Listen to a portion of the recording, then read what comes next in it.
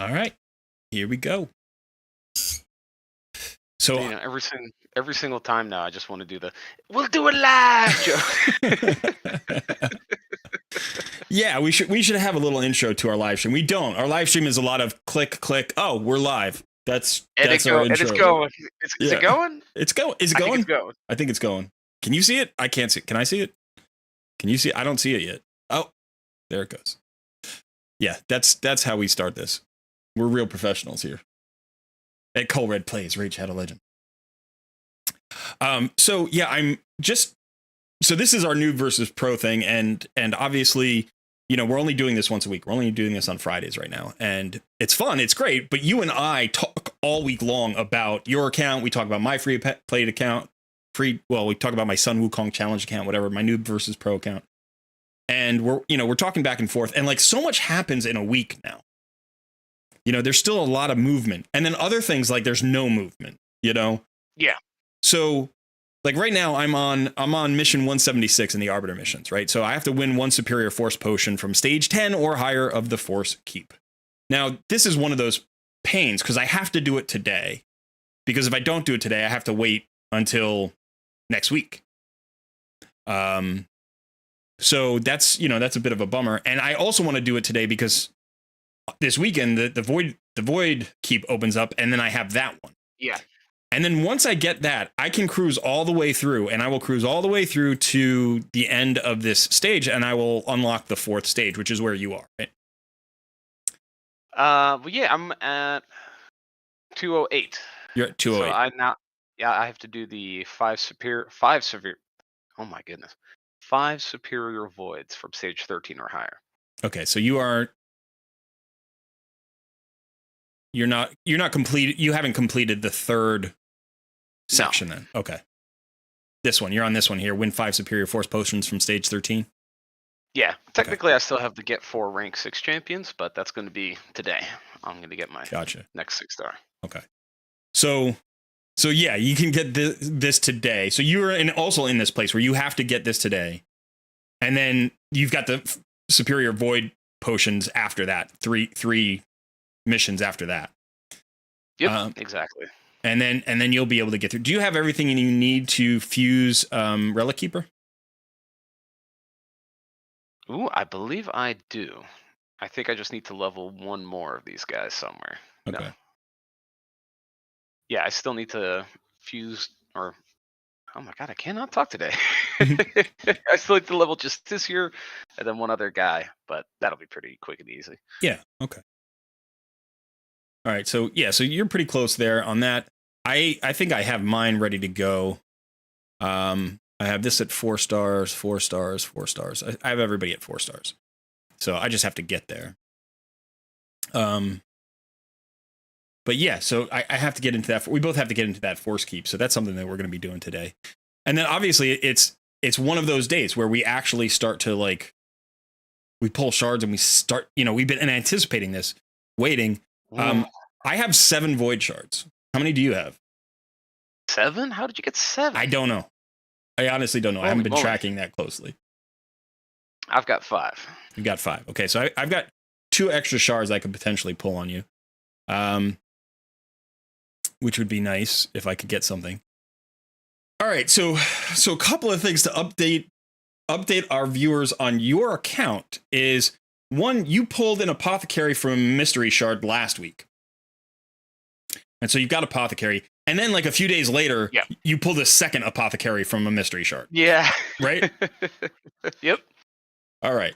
So let's go ahead and take everybody through your roster then, because your roster is doing quite well. Yeah, it's doing all right. So I've got my Fane, main clan boss, damage dealer. I've got my Kale, apothecary. All 3 of those are 6 stars. I've got my Deacon, and then I usually will run Wukong as additional there. And I have to run the Armorer just to get past the Ice Golem, because that guy was wrecking my face. Yeah. But yeah, that's pretty much right now. So who's the squad? Who's your next 6-star? Well, that's going to depend on the polls, right? If I get something good, then that's going to be just immediately take him up to 6 stars. If not, probably Deacon. Yeah. I might think about it a little bit more, but it's probably the best bet. Yeah, no, you haven't invested in an anchorite yet, huh? He's still at 40? Yep, he's still at 40. Okay. So what is it about him that you know has made you decide to wait on investing in him? Just out of So curiosity. I mean, it's not right or yeah. wrong. I'm just curious. I mean, I think I'll probably take him up to 5 stars, like him, Sylar. That's probably what I'm going to do after my next 6 star. But just having Apothecary, his heal is just not.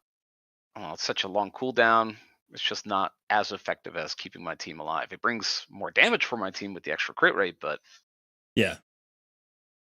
crit damage, I think. Yeah. I'll have to double check. Right. Yeah, Apothecary is such an engine for a team, and one of the things about turn meter fillers and speed boosters is that they are powerful on their own, but they can get even more powerful in conjunction with each other. Right? Because there are thresholds of speed and turn meter that you need to reach. So it's like you already have Deacon Armstrong. Well, that's a powerful opener for any content. But by himself, he doesn't provide enough turn meter and speed increase for you to like start lapping the enemy, you know? Yeah. But all of a sudden you throw Apothecary in there, he gives you another 15% turn meter fill. He also gives you that 30% speed boost. And now they're working off each other. They're giving each other turn meter, meaning they're getting back to their skills faster and faster. And that just magnifies each one's strength and each one's ability to speed up the team. So having, you know, an Apothecary with a Deacon Armstrong is a very good combination.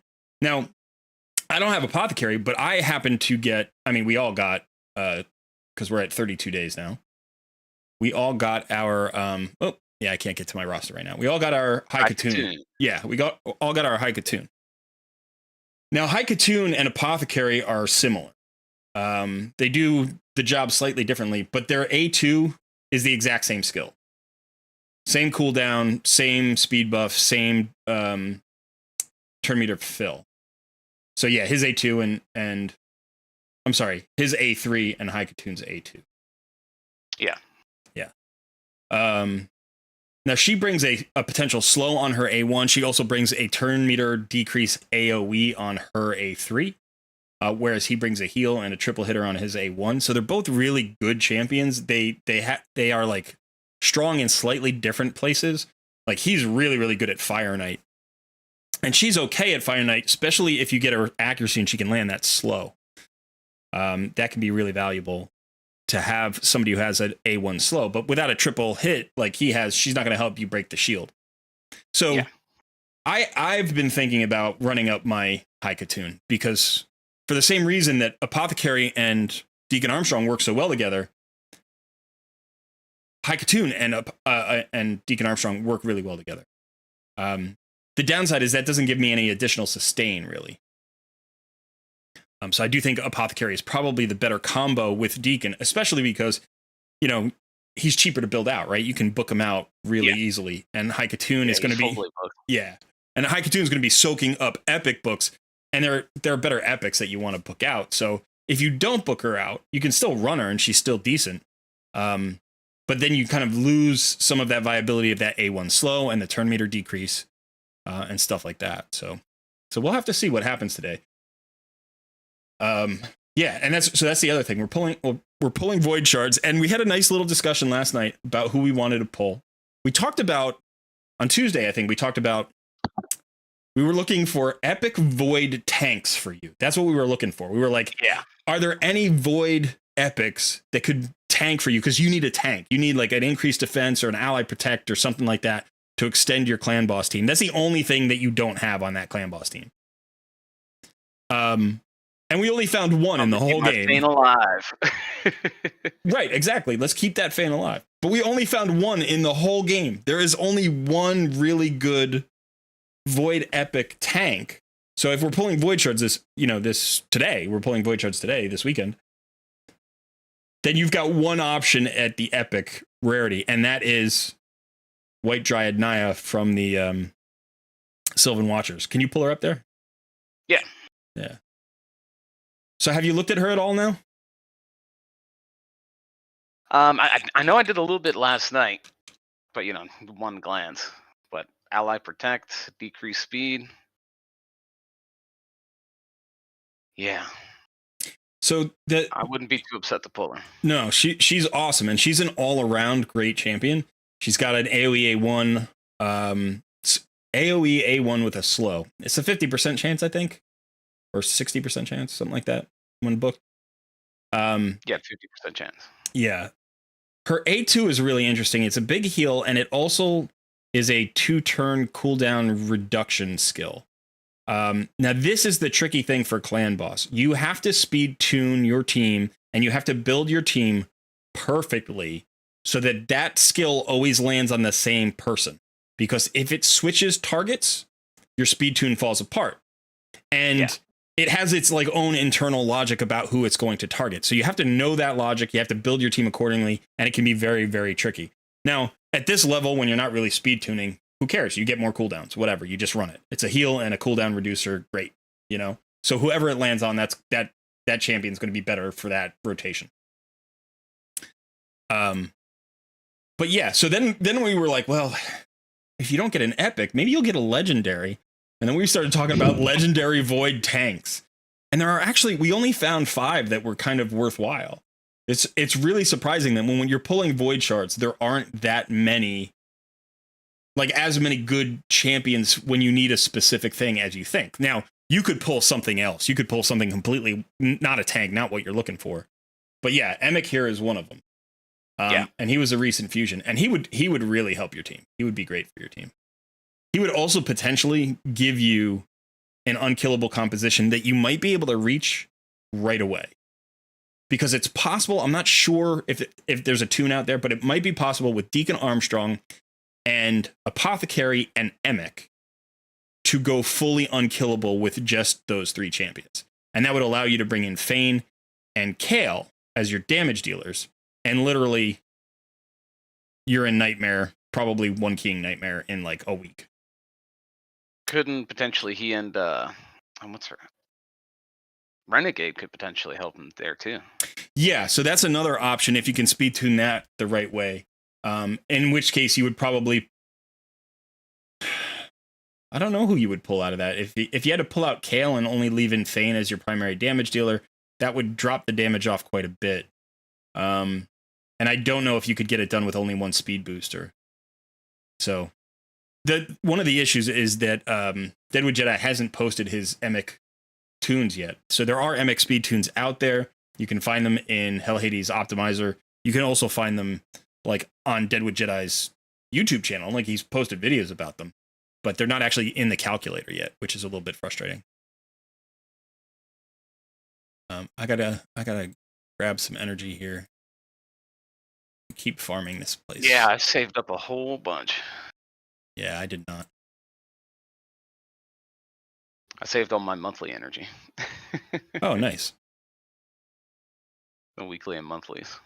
Yeah, I might have my monthly energy. I mean, if I have to burn energy to get this potion, I will, because I literally can't miss this because I have to hit the void on Sunday. Yeah, imagine missing it. You're gonna be a full week behind because I'm gonna be hitting it. I'm already 1 week behind, so this would put me 2 weeks behind. So this would be awful. All right, so let's go ahead and say hello to people. Femoral, hello. David Greby, hello. Siloth04, hello. Shakarian. We got Philip Knezevich. Hello, mates. Hello, Alex. Go Team Sun. Go Team Sun, who just did a wonderful takeover of your account this very week. Obviously, yeah. Team Sun is in the house. Andre, hey, what up? Welcome. ML, we doing 2 times void pulls today. We are indeed doing 2 times void shard pulls today. Bo is here. Hello, team. I got Umbral, Enchantress, Battle Sage, and 8 rare trash. You love to see it. Yeah, so Umbral Enchantress is solid. Battle Sage is also solid.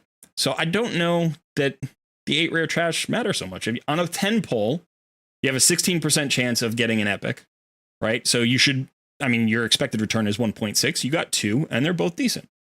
So that's not awful. That's not awful. Maybe not what you were hoping for. You're hoping for something really big, but those are still usable champions. Godazord says hello. Smiley face. Hello. Shog is back. Hello, pros and noobs. All right. GOT is here. Hello. Finding link took time, so bit late. Hope it didn't miss much. No, we just started.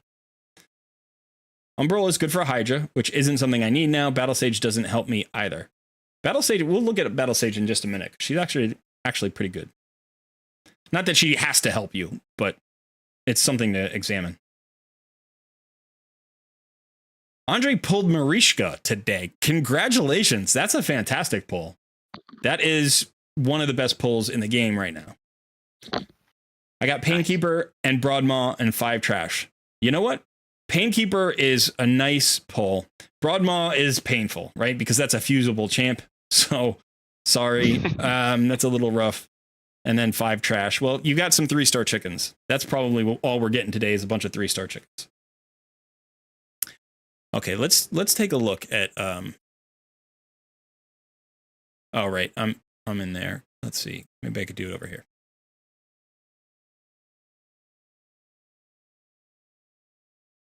Yeah, so Battle Sage.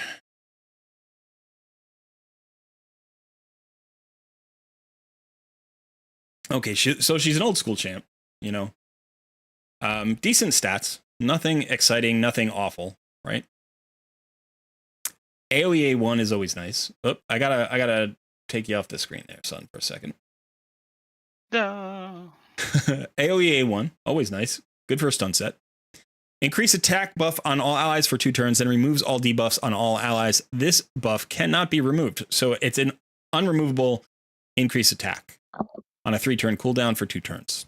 That's a nice ability. Could potentially use that in Arena even, right? Then you have a revive on death that's up for 3 turns on a 4-turn cooldown. And then you have ally speed in all battles by 19%. So if you don't have your Deacon Armstrong, she can actually be great in Arena. She can be your aura for Arena, plus she can be your increase attack. And if you go second and you don't, like if you don't deliberately go second, if you lose the speed race and you go second but don't die, she can actually remove all debuffs on all allies. The cleanse can be good in Clan Boss if you need a stun remover. It is on a 3-turn cooldown, which is where you need it to be, so she can go at a 1-to-1. And again, you have a speed aura that works for Clan Boss, so that helps as well. And then she's good in wave content. You can put her in a stun set if you're not going to bring her into Clan Boss, or if you can just reach the speeds you need, and she's going to do some work for you there. The Revive on Death is a little bit weird. Revive on Death is a strange buff. It's like a buff you don't want to use too often, but in certain places it's extremely helpful. So yeah, she's a legit champion. I've never gotten her early enough in an account to make a major difference. But I would say if you are struggling for an increased attack champion in your arena team and you already have 2 turn meter fills, like let's say, well, if you have Deacon, you have Deacon. But let's say you had High Katoon and Deacon, you know, so you'd have your drop defense there, and then you can bring the increased attack here. You wouldn't need her for her aura then because you already got that aura 3 times now, but you could do that. You could also use her, like I said, in Doom Tower. Yeah. Potentially, she could even help you get past Bommel. Like that Revive on Death could get you past Bommel. So, I think she's legit. Where are you? There you are. Set me free. Yeah. So, this is my main account. Now, this is a little bit weird, this 2 times Void Shard event, because remind me, it was 4 weeks ago that we had the 2 times everything, right? Yeah, somewhere right around there. Or was it 6 weeks? It was 4 weeks ago, I think. Because couldn't have been 6 weeks because we wouldn't have been playing, or at least I wouldn't have. Yeah, so it was the 2 times everything, and then it was a 2 times Sacred, and now it's a 2 times Void.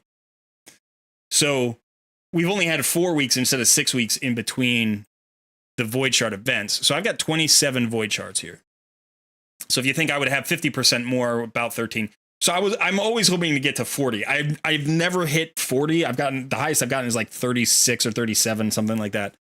but I know that I could be on pace to get 40 and I could have 4 nice 10 pulls. And for some reason, that just is satisfying to me. I want 4 10 pulls. But they've been messing with the rotation. So now, even though I'm on pace for it, I only have 27. So I'll be pulling those 27 void shards. I'm already back to 8 sacred shards. I had 2 sacred shards today. I got 2 sacred shards from Clan Boss today. Nice. From both Nightmare and Ultra Nightmare. So that was very nice. And then in 2 weeks' time, we have our 2 times Ancient, which you're pretty excited about, I know.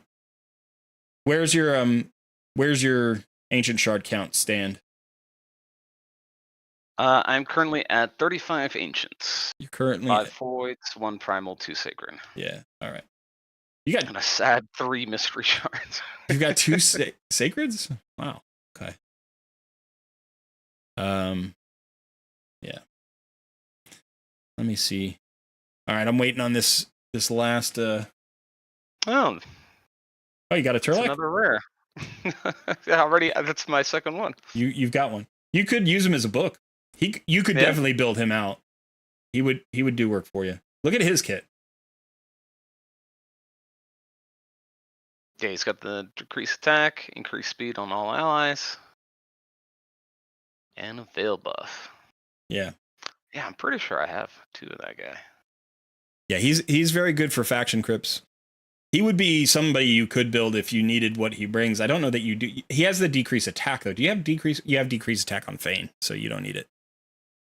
Yeah. Dude, once you get Fane, it's like, what do you need? Nothing. I don't need anything. I've got Fane. Well, I need to keep her alive. That's all I need. I need 4 champions to keep Fane alive and let Fane do all the work.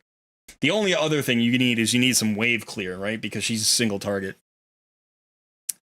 Okay, I still haven't hit my my potion. So let's go back to the chat. Just one of chat. Look at dog. All right. We got Tributors back. Welcome. Why so serious? Pulled Cardiel. Wow. Wow. Congratulations. My favorite champion in all of Raid Shadow Legends. You just got a win card, my friend. Seriously, you just got a win card. That champion will pull you through the game like you won't believe. Enjoy. Yeah, I would love Cardiel. Enjoy.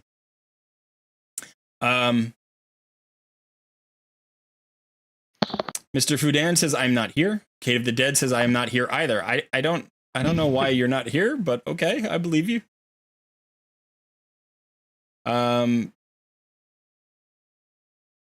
Crash is here. Crash is also not here. Socrates has showed up. Hey, Colred, hey, and Sun. Hey, Socrates. Hey. All right. So yeah, we're going to be pulling 2 times voids in a little bit. We're probably going to wait maybe, I don't know. We'll wait until like 2 o'clock. I've got an itchy trigger finger. Like I want to go. Go. But we want to get into our stream. We want to enjoy our time with our viewers here. Helicath has pulled me through the game so far. So you have Helicath, and now you pulled Cardiel. That's an awesome combo, by the way. It's like you don't think of those two as a big combo, but they actually work really well together, and I run them together all the time. And there's a couple of reasons. One is the Cardiel ally attack gives you another chance for Helicath to land his weaken on his A1. So if you have Helicath as your weakener, that gives you 2 chances. And then in addition, Helicath basically keeps you alive.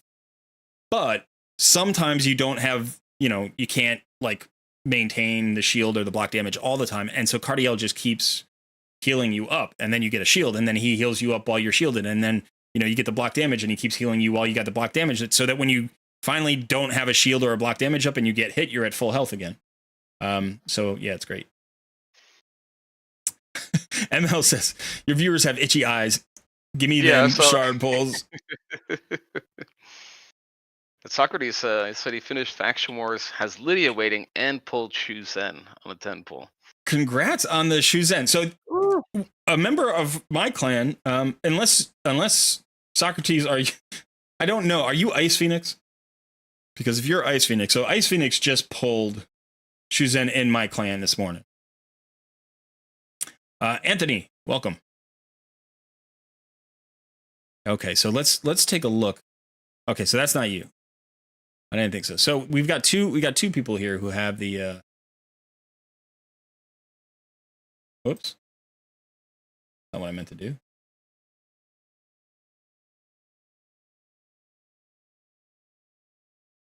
All right, so this is the yeah. So there is a 10 times event, and we were also talking about this champ, Sun, right? Like how good she would be for either one of our new accounts. So Shu-Zhen, the Valorous, is the 10-time champion during the event. And, you know, when she came out, she kind of snuck in with Wukong. Like, Wukong was the big thing, but she got in at the same time. Yeah. And why is this? My screen's a little bit... Oh, well. Anyway. So she's got a great kit. On her A1, she has a 50% chance of a block active skills. And then if the block active skills is up, she gets 20% target turn meter reduction. So that's cool. That's a 100% chance if the thing is up. It should just be guaranteed. I wish this weren't a 100% chance. Like, I wish they just took the accuracy out of it. That would be cool. But I guess if you have the accuracy to land one, you have the accuracy to land the other. Now, this ability is unique. This one, the A2, doesn't exist anywhere else in the game. So you target an ally. If the ally is not under a sheep debuff, you get an increased attack, increased crit rate, increased crit damage, and then you get the next turn. You get an instant turn effect on the target ally. So you go, that champion goes next. But if the target ally is under a sheep debuff, you can remove it. Now, the thing here is you can opt into this, right? This is the cool thing. It's on a 3-turn cooldown. So it's like you could leave your ally as a sheep if you're like, no, I want the other part of that. But the other thing that we were talking about was you could now build your arena nuker with no speed. Like, you don't even have to worry about speed tuning them anymore. You could have them at 140 speed, and she could be going at 350 speed, and she puts this on the nuker, and the nuker's going to go next. So if she's the fastest champion, and you want to, you know, you don't want to put out decreased defense or something like that, you could just make your nuker match her speed. If she's running at 350, technically your nuker is running at 350. Because it's an instant turn effect. So that's crazy. And then if you don't want to do it that way and you want to go the traditional route, you can say, okay, I'm going to fill all the turn meters of all my allies by 20%, give them an increased speed, and then I'm going to decrease the turn meter of all the enemies, and I'm going to give them a decreased speed. This is a very good skill, so you could open this way. And then, of course, she's got the aura, which matches Arbiter.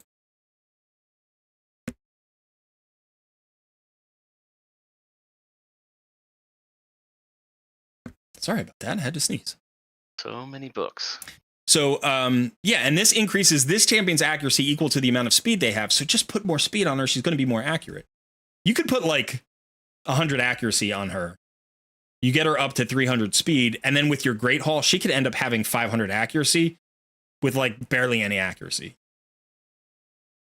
you know, in her build. And I was looking at her. So this was interesting. I was looking at her, and then I was looking at Arbiter because she seems really similar to Arbiter. The one thing that is different is that Arbiter on the turn meter fill has an increased attack instead of an increased speed and the decreased turn meter that Shu-Zhen has. But if you look at these two champions, right, like just look at their stats. 21k HP, 1300 defense, 110 speed, 30 resist, 10 accuracy. Now if we go to Arbiter,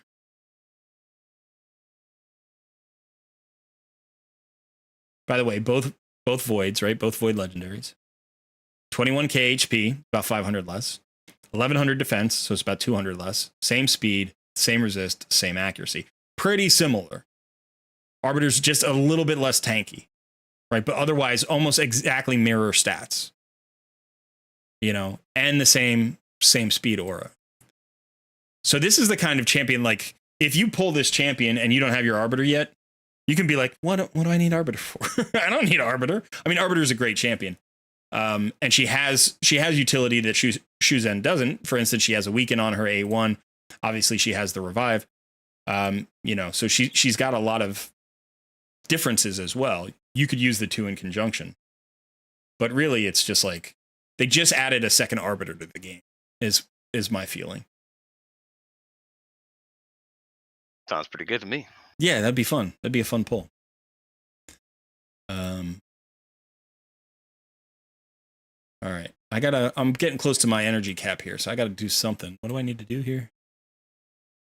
I need to reach silver 4 in the tag team arena. That's not gonna happen this week. I am currently in silver 2, but I could get back to silver 3 maybe, and then make a push next week. Oh, you know what I need to do?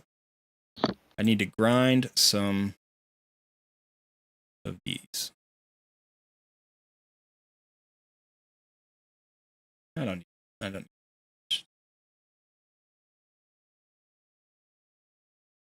Where are you, son? There you are. Where am I? Yeah, there you are. You were off my screen for a minute because you were blocking Shu-Zhen's face. Trying to say I'm not nice to look at. Oh, I enjoy looking at your smiling face. Mm-hmm. Even if it's you're tiny on my screen. I hope you're bigger on the. Obviously, you're going to be bigger on the live stream, but on my screen, you're like this tiny face. It's a little mini me. Any tips to stay in silver? I keep getting up to silver. I'm walking away for the evening and back down into bronze. That is Tara B. Tara, are you talking about 3v3 arena or are you talking about regular arena? Because there are tips, but they are different. The one thing for 3v3 arena is you don't need to stay anywhere really until the end of the week. But if you're so it must be regular arena. It must be regular arena. If you're dropping down, because if you're dropping down overnight, then that's regular arena. So yeah, I mean, put a good defense in overnight, and then during the day, go back to a weaker defense. Because if you want to farm, the silver drops, you need to make sure you're coming up against champions that you can defeat. Yeah. I mean, if you watch I have a couple of arena videos, how to build an arena nuker, how to speed tune, all sorts of stuff for the arena. So can go watch those videos. They have a lot of tips there. I mean, I could do 10 videos just on arena. There's tons of really good stuff in arena, like tons of good tips and play tips and like champions that you can build, how you can build them, team compositions you can run, different tactics you can use to climb in arena. There's all sorts of stuff. Yeah, at night before you go to bed, take your one-man defense out and put in a full defense, and that'll probably keep you where you are overnight, and then you switch.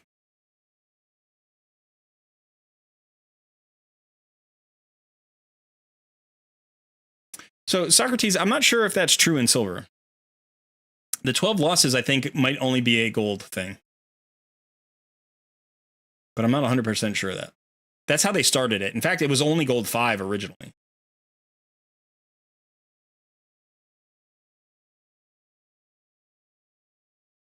ML says, I liked your damage video today. Thank you. Saf had a great Hydra damage video yesterday. I did not watch it. I will have to go check it out. Yeah, ML, I think it's a gold 5 thing. I think that might only be in gold 5. And originally it was 10 losses, and then they increased it to 12. But yeah, one-man defense is fine if you are winning a lot of battles and you can outpace your losses. In fact, I prefer to put a one-man defense whenever I can. But overnight, if you keep falling, definitely before you go to bed, switch it to a full defense, and then in the morning, switch it back.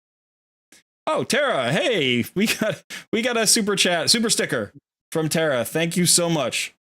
That is exciting. I forgot about that. That's a thing. We are monetized now. That is a thing. Tara B is reminding everybody we are in fact monetized. Thank you so much. That's awesome.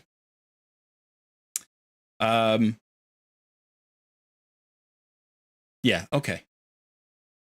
All right. So I'm going to talk about my account a little bit. Let me see. Let me get this going again. Yeah, I'll worry about these potions in just a little bit. Switch over here. Okay, so this is my this is my Noob versus Pro account. Now, my Noob versus Pro account is not nearly as in good shape as Sun's is. So you're working on what is it, your 4th 6-star right now? Today you'll have it? Yeah. Okay. So I do not have my 3rd yet. And I don't have enough to get my 3rd yet. I do have, let's see. Yeah. I think I'm working on my 3rd 5-star chicken. I've got one here. I've got one coming up. Where is he? He's down here. And then I was thinking about turning Snorting Thug into a 5-star chicken because he's not doing anything for me in faction crypts. But yeah, so those are my. I could also potentially turn like Executioner into a 5-star chicken, or one of the farmable rares for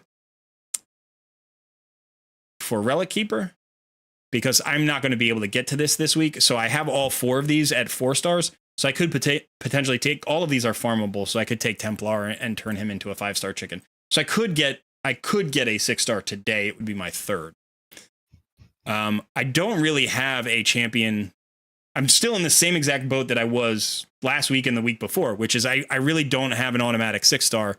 I decided to 6-star my Shield Guard. He is starting to do some work for me. He is now at level 55. He's got about half his masteries.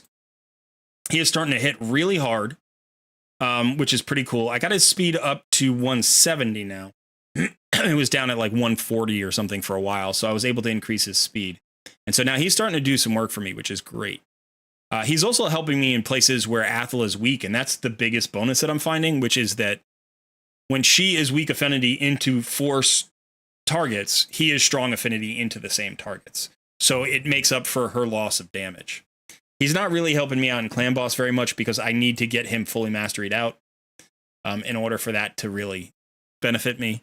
But yeah, he's got a lifesteal set, and so he's doing some work. So today I'm hoping for something. And I'd really love a support. And I think what I was talking about yesterday when we were talking about epics was Runekeeper Dazder. That is who I want on my account. This is one of my favorite epics in the game, Runekeeper Dazder. And so his kit's really nice. He's got the leech on the A1. He's got an increased attack buff on all allies. Then he fills a turn meter of all allies by 25%. So that's almost as good as Arbiters. Arbiters, I got to get you off the screen again. How about you pause for a moment first? Should I pause for a moment? Yeah, thanks, Fudan. Thank you, Karen. Oh, what happened? I've been sitting here for like 2-3 minutes just waiting. I'm just rolling. I'm just rolling. Mr. Fudan and Not That Karen, thank you so much. It says, Not That Karen says, thanks for all of your help from Texas, USA.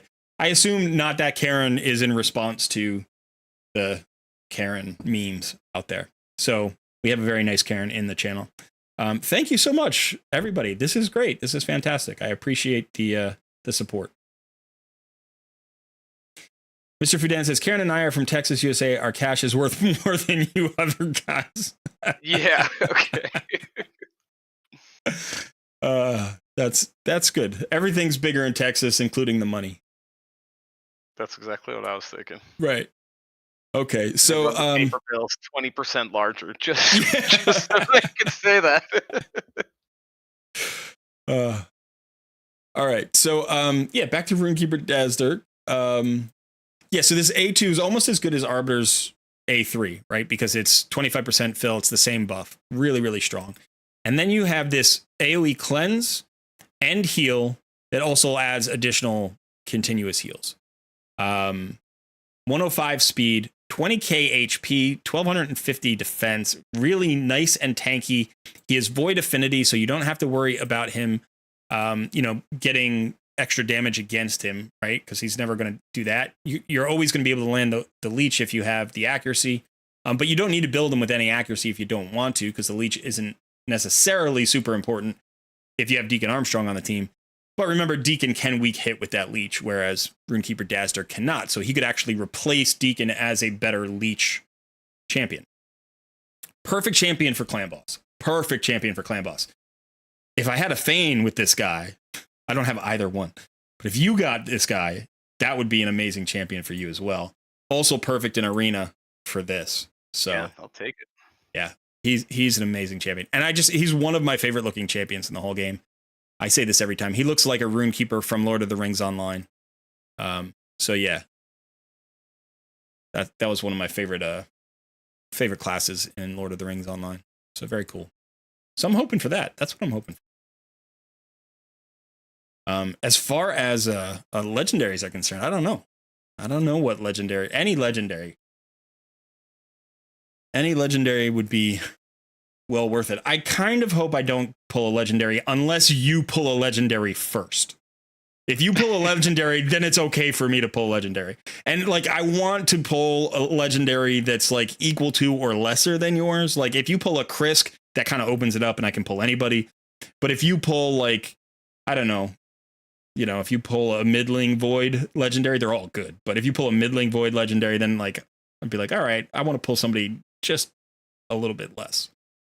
Because even though I want to catch you, I don't want to catch you by pulling like a Krizia. That doesn't feel right.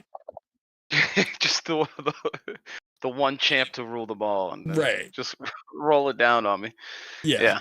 So I don't want to necessarily just out pull you. But if you pull something, I need to keep up with you because you're always already way in front of me. I was about to say you might need to out pull me because I'm out gaming you right now, man. Well, I could out pull you on like epics or rares. That would be fine with me because you've outpulled me prior to this. Yeah, for sure. Right, like definitely was a pretty big.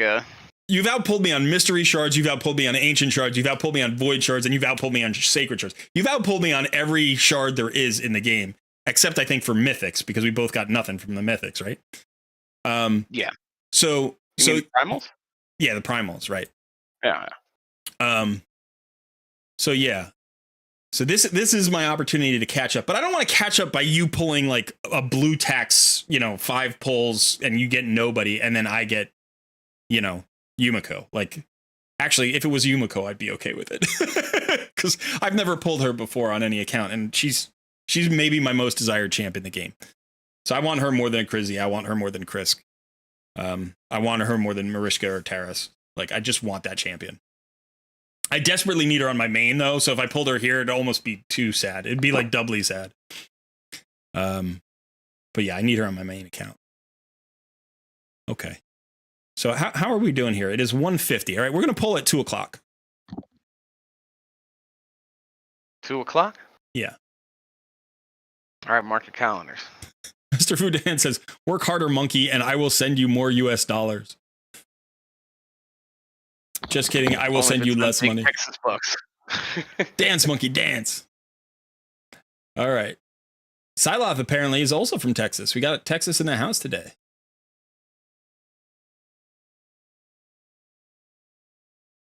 A lot of Texas jokes going on. Socrates says, Krisk was my first Void Lego, Shu-Zhen my second. Haven't pulled a Void Lego in a year. That's what happened to me. When I pulled my Cardiel, I don't know why I'm leaning over a whole lot. I can just pick my microphone up.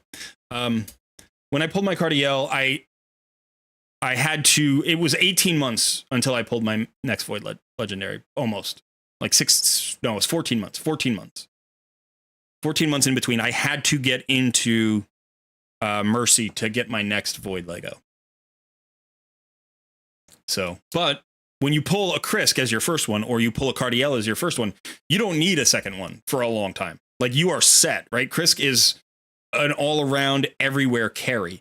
Clan boss, heck, Iron Twins, like Arena, doesn't matter. Your Krisk becomes your team.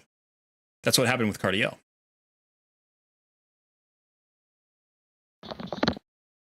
Yeah, pulling a Krisk would be nice.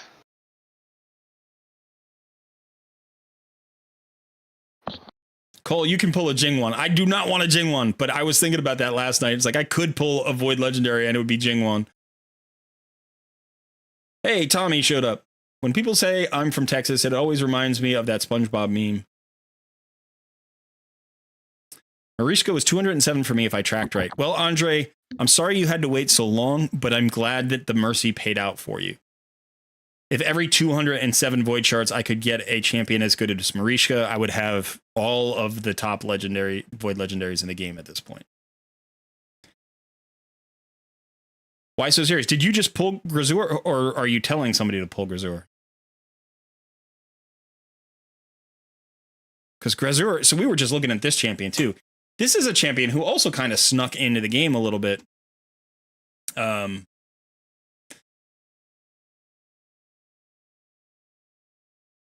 Like, there wasn't any major announcement. He wasn't a fusion or anything. He just kind of slipped into the game. And then people were like, I think this new Void Legendary might be good. First of all, he looks pretty cool. I mean, I don't know why everything's smoking, but he's got red smoke. He's got black smoke coming out of his shields. He's got two shields on. We talked about... How do we make this guy look cool? Yeah, more smoke. More smoke. We talked about what kind of a power move it was to just go into battle with two shields. You know, yeah. Like, I don't even need a weapon. I'm going to use my shields. Giant character model, obviously. But yeah, decent stats, not overwhelming stats when you first look at him. He does have a little bit of extra resistant accuracy, which is nice. Decent speed. Okay defense. Okay HP. So you're like, why is this guy so good? And then you look at his kit and you're like, oh, this is stupid. AoE places a shield buff on all allies except this champion for 1 turn. So he shields everybody else on his A1. Then he has an AoE on his A2 that heals himself by 10% of the damage dealt. And then it increases duration of all buffs on all allies by 1 turn. So make that shield big or last for longer. Damage is based on enemy max HP, by the way. So that heal is going to be massive against bosses. Then he has an AoE on his A3, has a 100% chance of placing a provoke on everybody for 1 turn. And then also places increased resistance buff and increased defense buff on all allies for 2 turns. So he gets increased resistance and increased defense, which is good because he just provoked everybody. And now on his passive, whenever this champion is attacked, heals all allies except this champion by 70% of the damage received. Only heals by 35% from boss attacks. This effect has no cooldown. So every hit, every attack, he heals all allies by 70% of the damage he receives. This is, you know, one of those effects like Master Butcher has and Vogoth have, where you get hit and you heal your allies. So great against Baumel. And then places an unkillable buff on this champion for 1 turn before receiving a fatal hit. So this is like Skullcrown or Leorius the Proud, right? He gets that unkillable buff. So he's not really defending himself that well because he doesn't put a shield on himself. But he heals himself. And then he, you know, he's got the increased resist and increased defense. So that's a little bit of extra. And then he's got this ally defense in all battles by 33%. So, you know, you put him in a regen set, you get another ally in here who can bring in strengthen or something. And this guy's just going to keep everybody alive forever while doing a ton of damage, all these AoEs. And he's void, you know, and he's got a max HP, enemy max HP hit. So perfect against bosses. So he's like your one-stop shop tank. He brings heals, he brings shields, he brings provoke, right? And then he heals when he gets hit. Silly. It's silly. Really good at champion. So I wouldn't mind pulling him. That'd be fun. What do you think, son? You can get a Krizia if I can get Grazur or whatever. What's his name? I always forget how to pronounce his name. All right, sure, I'll take it. I wish that was something. Yeah, Grazur. I wish that was a deal that we could hold Plarium to. It's like, no. My editor and I agreed. He would get the attack-based champion. I would get the defense-based champion. But we both want our Void Legendaries today, please. Thank you. On a silver platter. Yes, exactly. Yeah, Hydra Beast. Absolutely. AoEs for Hydra, just crazy. Anthony Akuri said, he is what a Void Lego should feel like, in my opinion. He definitely does feel like a Void Lego. You're right. He does. I don't know that you can have every Void Legendary feel that way, though. Because some of them have to be slightly human, right? Some of them have to be slightly human. And I'll show you one who's actually not rated particularly well. We were looking at all the Void Legendary ratings on hellhades.com last night. And so one of the ones that I actually pulled, my second one I ever pulled from a shard on my main account, is Allele. Who is this guy? And he's rated He's rated at like a 3 or a 3.5 or something overall. And, you know, not particularly, I don't know, not a champion people get really, really excited to see. But I built him out and he's amazing. He's really, really good. So he does specific things that nobody else does. So his A1 steals all buffs from the target the first time this champion hits them with a skill. And this effect cannot be resisted, so it doesn't need any accuracy. So you steal all skills, or all buffs. You can steal Stone Skin with this, which is crazy. You can steal Stone Skin with this. Obviously, it's still the 50% chance because Stone Skin still applies. But you can steal Stone Skin, have Stone Skin, plus all of the other buffs. Then on the A2, which hits one target, it ignores Strength and Stone Skin, increased defense, and ally protection buffs. So it just goes through all of those. And then if it kills the enemy, it heals him full from whatever health he has all the way up and places a Stone Skin buff on them for one turn. So he gets a Stone Skin buff. He can like he can create a Stone Skin buff for himself without the armor set. And then his A3 is an AoE. And before it attacks, it takes any increased defenses and turns them into decreased defenses. It takes any strengthens, turns them into weakens. And if somebody doesn't have one of those, then it places a block buffs on. This also cannot be resisted, so again, doesn't take any accuracy. And then his passive is he increases his HP and defense based on his attack. So he gets extra stats, and then he fills his turn meter by 10% whenever he receives a buff. And then his aura, you can see his crit rate in all battles, 25%. So all of his skills are rated strong on hellhades.com. So I think because he doesn't hit hard, he's rated below where I think he actually is. In terms of like a Void Legendary that's like a human Void Legendary, not Grazur, but who's a good Void Legendary that has interesting use cases and is valuable for an account, but not overwhelmingly powerful, I think this guy's a good model, right? This is a skill that nobody has. Nobody steals Stone Skin, right? This is a skill that ignores Stone Skin. Nobody has that, right? This guy converts buffs into debuffs. That's unusual. So he has a really cool and interesting different kit, but he's not hitting with like a 7.2 multiplier. He's hitting strong as opposed to godlike, right? And I still think, you know, he hits harder than you think he will, because if somebody has an increased defense and a strengthen out there, he's converting those buffs. So that means he's going to be hitting a lot harder than another nuker would into the champions that have these buffs.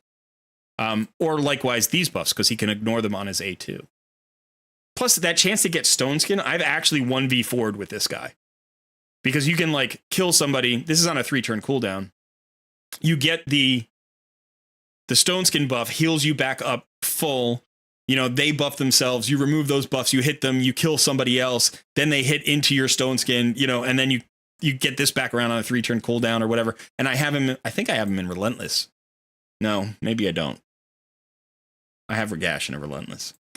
But anyway, and then you can steal buffs with the A1. So if you target one person at a time and they have buffs, you can steal their buffs and give them to yourself and keep yourself alive. And that includes shields and like revive on deaths and stuff. You know, you can do all that. So yeah, in the right case scenario, he can 1v4 a team without anybody else's help. So it's very cool. So he feels like a Void Legendary to me, but he doesn't feel as powerful as Grazur. Grazur is the all-in-one, you know, not... What did I say? One-stop shop. He's a one-stop shop for the game. You know, Krisk is a one-stop shop for the game. Cardiel is a one-stop shop for the game. Because you play them in every single fight everywhere. And Alil is not that. But he still feels like a Void Lego to me. So anyway, that's my 2 cents on the matter. All right, let me get back up here. So are you getting ready for some polls? Yeah, I'm pretty much ready whenever you are. I'm just farming some food. All right. We've got a bunch of Mr. Fudan says Chuck Norris is so good at fighting, he goes into battle with 2 shields and wins. Yeah, we got the Chuck Norris stuff still going here. That was fun last week. I enjoyed that. Chuck Norris went to Texas once. He wasn't big enough, so they blocked him at the border. Feels like an anti-Chuck Norris show. He was the result of Chris mating with a Chrysia, and when he was a baby, he ate a Vogoth that was trying to turn his life around and lose the weight. So he was hopped up on steroids. Tommy, that's some fan fiction there. I don't know what's going on right now with this. Strategos Island really want to try him. I hope they fix him soon. We'll be pulling him during the next fusion. What did they have to fix on Strategos Island? I haven't built mine out yet. These 3 short pulls. Oh, another rare. All right. I pulled 2 rares and 2 pulls. Nice. 2 10 pulls? Yeah. Nice. Well, I think I pulled like 3 solo shards and got the duplicate Sylvan. And now I got a Medicus. All right. Well, it is 2 o'clock here, son. It is 2 o'clock. I think it's about time to keep pulling. Do you have space for more pulls? Can you make more pulls? I gotta make a little space here. Ooh, I should have plenty of space. Yeah, I've got plenty of space. I've been burning through so many of those. Yeah, I have so few mystery shards early on that I use a lot of commons for fodder. Like I have to level up commons to make sure I have 2-star chickens for my uncommons. That's what I've been doing. Yeah. And then you know what I've been doing is I get them to level 9 and then I put them in the training pit, the sparring pit. All right. What do you say? Ready to pull? I said I'm making some space. Give me a second. Oh, well, you need space. I don't need space. Look, I'm a professional, all right? I was prepared. I was ready. I was doing all the talking, which is, of course, what I'm always doing. I'm always talking. But, okay, so, all right. So we're just going to throw this in the middle here. All right. So do you have anything you want to say before you pull? Or are you just going to go for it? I'm just going to go for it. All right. We got 5 pulls here. Waiting. All right, let's get a drum roll. Let's get some support for Team Sun in the chat right now. Team Sun, call out the champions you want Sun to pull right now. Go ahead and drop that in the chat. Anybody on Team Sun, give your Give me the good vibes. What would we call you? Are you the noble leader? What are you here? Give your clan leader here your support. We got guys our Team Sun. Go. All right. Great Dane is calling out all blue. He's Team Colred. Oh. Cage bound. All right. Whenever you are ready, son. Whenever you are ready, let's go. Let's see what you get. Come on. I'm hoping for something. That is not what we're hoping for. Granted skeleton. Yeah, no, he's not exactly. He's pretty trash. There are some good rares, so you could pull Cold Heart. Get an epic. Dagger is not awful. Okay, Dagger is not awful. We can talk a little bit about her. She's squishy. She's hard to keep alive, but she has some uses. Yeah. Mr. Fudan says, pull Chuck Norris. Pull Chuck Norris. Yeah, the one instance of Chuck Norris. We want some Godseeker and Neri here. We want some Demitha. All right, 3 rares so far. That's the guy I got last time. Yeah, Cursad. Yeah. All got right, 2 more. Come on. I want to see at least a purple. Come on, let's get an epic. Let's get at least an epic. There we go. There we go. Come on. Ooh. My firstborn. Ooh, cool. She's a boss killer, but you've already got Fane. She would help me out a ton, but she basically doubles up your Fane. She's got decreased attack, she's got decreased defense, and weaken. So, I mean, in some ways, she's a better debuffer than Fane because she's void, so she's not going to weak hit. But she also doesn't bring poison. Now, she hits very hard. But she doesn't bring poisons. So, not a bad pull. Not a bad pull. Very good for faction crypts at the very least. Yeah. All right, last one. For gold. One more. Get it. Ah. Cold Heart. Nope. Skirmisher. Another barbarian. Yeah. She came through. I was like, I didn't know Dervish was. No, it's like all of those champions look the same. Not Dervish. Zephyr Sniper. She looks like Zephyr Sniper. And Durish, I guess. All right, so we got one rare. Nothing game changing for. One epic, you mean? You got one epic. Or one epic, sorry. Yeah. Nothing game changing, but you got a few okay champions. Yeah. Yeah. Okay. All right, so I guess let's quickly just talk about, let's go back here. Let's quickly talk about Suai. So, yeah, this is a really good champion. If anybody pulls this champion, I've only ever built her out once because I've only ever needed to one time. But basically, you know, decent stats, right? 1340 attack. She's a little bit squishy, but she's got decent defense. So she's not super squishy, just a low HP pool. So she has a chance of placing decreased defense on her A1. All of her damage, like you think all of her books go into damage, a lot of them do, but her damage is sick. So she places an increased attack and increased crit damage buff only if she kills an enemy. So this isn't something that you would use against a boss unless that boss had a minion. So you could use this against like Ice Golem or something, or Fire Knight. Not Fire Knight, I'm sorry. Well, I guess Spider, but yeah. Second one's an AoE, and this places decreased attack for 2 turns, so that's nice. That's the decreased attack, and then it's a weaken. So she doesn't, yeah, she has the decreased defense on her A1, the decreased attack on her A2, 100% chance, and then the weaken, also 100% chance on the A3. And this skill, this A3, hits really, really hard. So if you need these debuffs for clan boss, you know, for a killable clan boss composition, because of that decreased attack, she's actually really good. And she's not bad in wave content because this hit is an AoE. But yeah, I'm trying to think, would you ever bring her into arena for this A2? I've never tried. Has anybody ever brought Suai into arena? Does this A2 hit hard enough? Because I know she hits hard. But this would be interesting as like a backup nuker in arena. Anyway, she's pretty solid. Okay. Let's get Sun back here. All right, so now Sun, I need to put you down in the corner, I think, when I do my pulls. All right, so I've got two extra chances here. I got 2 extra chances. Let's shrink you down a little bit. I don't want you touching my shards.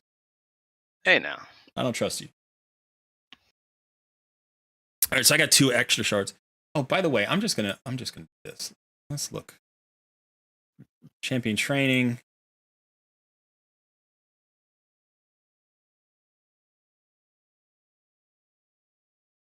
I was going to see if there was like a champion chase or something that was coming, but there might be one on like Sunday, and we would have gotten extra points for holding out to Sunday. But I just want to pull shards today. All right, so 7 shards. Here we go. All right, in the chat, I need some energy. I need some energy in the chat right now. Team Colred, come on. Let's hear what do we want? What do we want? Call it out. Nobody puts baby in a corner. Let's get Legos, Great Dane, all gold. All right, come on. Let's go. All right, here we go. Here we go. All right, ready. Let's open with an epic. Let's open with an epic right away. Come on. Nope. How about a Cold Heart? No, it's a Fanatic. Not a champion I've ever really used before. So let's keep going. Come on, let's see purple or gold. Preferably purple. Ugh. Arbalester. Well, I already have a copy of her. I think I already have one of her. Pretty sure I do. Do not blue tax me all the way out. This would be painful. Vanguard. 7, it could be 7 rares we're looking at. Got 3, only 4 more chances here. Come on. There we go. Be somebody good. Tolf the Maimed. Interesting. I don't really know this guy that much. A1 cannot be critical. Each hit heals a champion by 30% of the damage inflicted. It's a 2 hitter. Okay. The A2 attacks one enemy when not attacking bosses, inflicts pure damage, and decreases the target's HP to 50%. That's interesting. Inflicts damage based on this champion's max HP instead. And places a stun debuff for 1 turn if the target already has less than 50% HP. Inflicts damage based on this champion's max HP when attacking bosses. This attack cannot be critical. I don't understand the not critical thing. Maybe the passive will explain it.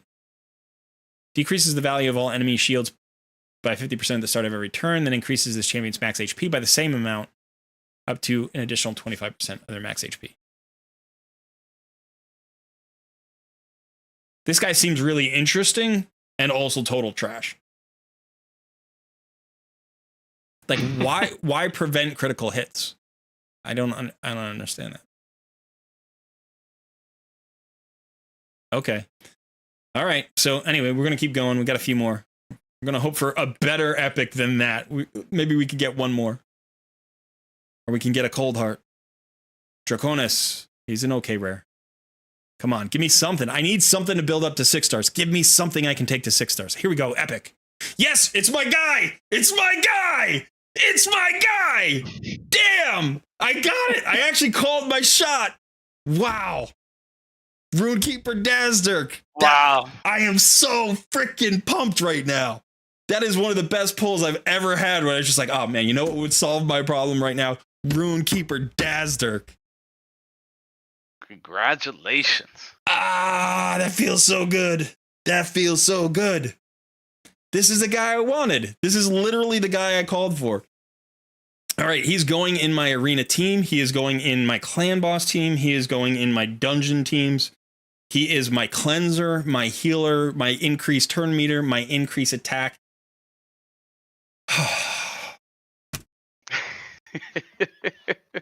Just watch for a count jump.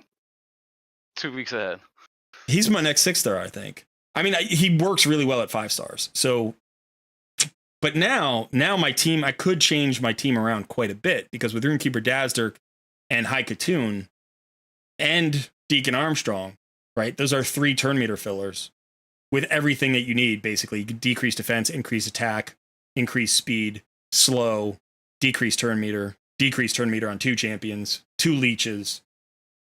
I could have all 3 of those built, put them all on the same team, and then just bring in, like, you know, my starter champion.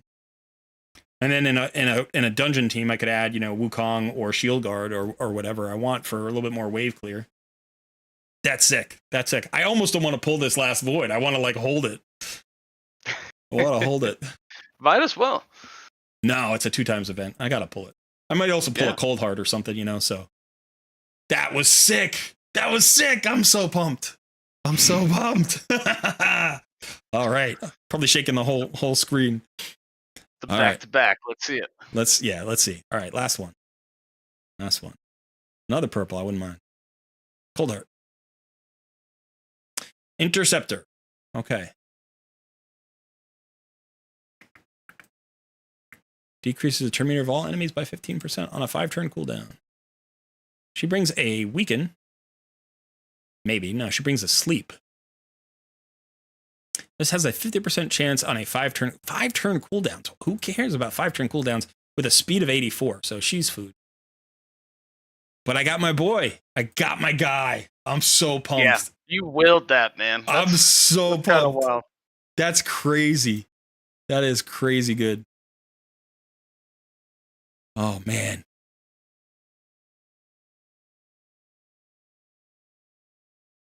That is so strong. That is so strong. Now I got to figure out how to build them. Because the great thing about him is you don't need any accuracy. You can just build them fast. He might become my fastest champion. The only champion I would want faster than him would be High Katoon. So if I build out High Katoon, I need High Katoon to go first. And then it would be Runekeeper Dazdurk. And then Deacon Armstrong would be my 3rd fastest champion. So that's awesome. All right, I got to go to chat here. I got to celebrate with Team Colred here. Let's see. Pull Pikachu. I like gold. Keep for Broadmoss. Hell yeah. Not Tolf. Tolf the lame. Tolf so bad. Tolf got a small head. Mr. Ferdan says, Tolf got a small head. One of the worst epics in the game. Tolf is not interesting. He is a meme. He's interesting and trash. He's like interesting trash. He's like an anti-Vrask. PvP, total trash sums it up. Plarium's attempt to overcomplicate things. Great. Mr. Van Dan says, I hate you. Now get a brutal clan boss. My mama hates you. My family wouldn't pee on you if you were on fire. Rats. That was quite the juxtaposition. Clan boss team, let's go, clan. Team Red, get that clan boss. Yeah. Yeah. All right. I am so pumped about this. Let me put you back up where you belong here. We'll get you a little bit bigger. So you caught up a little bit on this pool. Oh. Not too shabby. Man, this account has been such a slog. And literally one champion can just change your account sometimes. And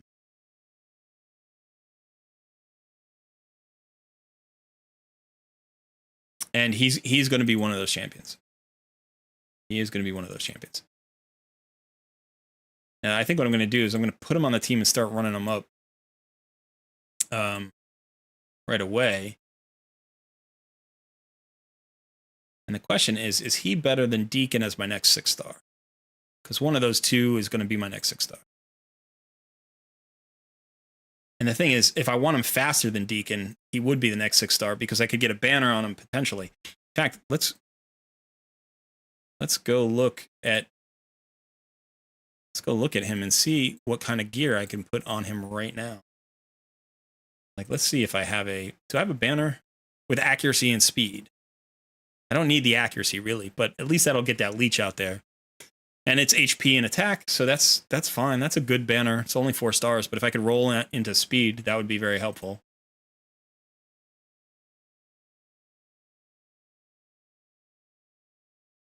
So yeah. Let's see if I can build him super fast right now.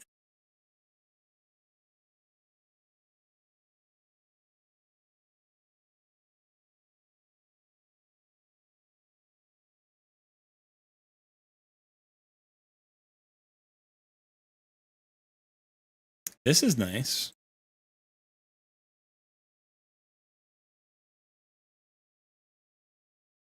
This is okay. That's for somebody else. This one could be good. That could be good. This could be good. Ooh. It's crit rate. Damn it. I don't think I have gloves. I might not have a chest piece either. Let me see if I have speed boots. I do have speed boots. Resist and defense. Resist is important. So this is 5-star speed boots. He's already at 148.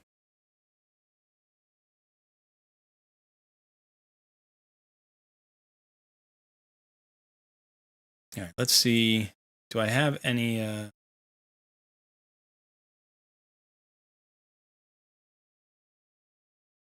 like resilience could be a good set. HP, speed, and resist. That could be good. Not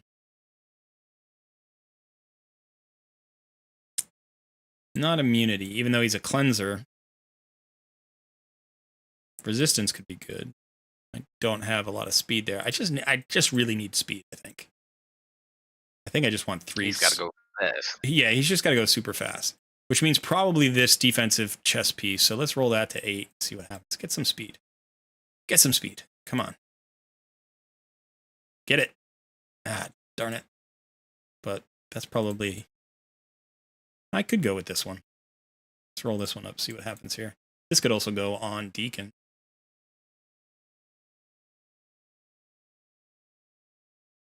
So...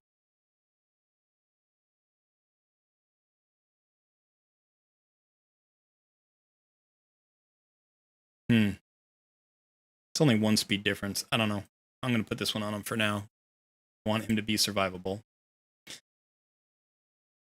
Now, the gloves are going to be a problem because all of my gloves...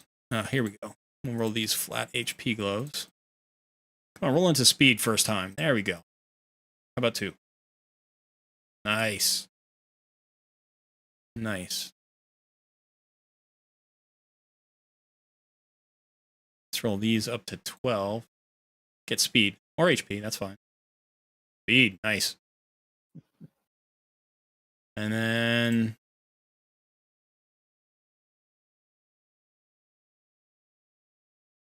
let's try these. I have no cash. It's pretty good, though. I got him. I can get him to 208 without taking my boots to 16. So that's going to get me... it's going to get me another 14. That'd be 222. Plus, once I glyph him out, that's going to be like...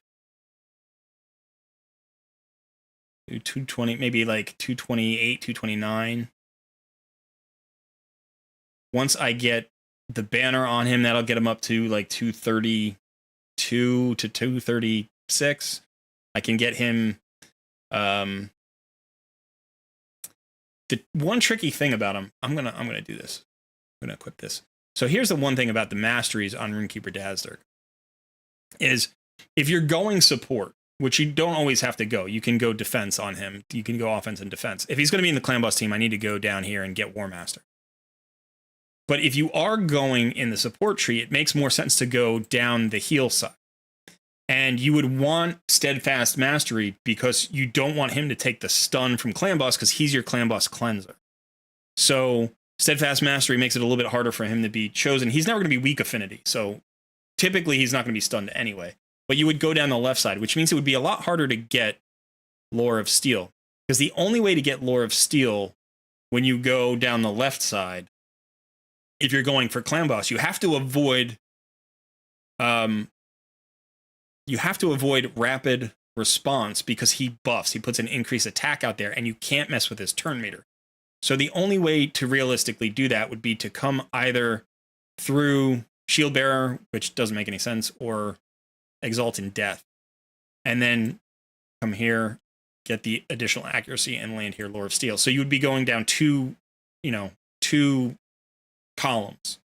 You'd be going down column 1 and column 3.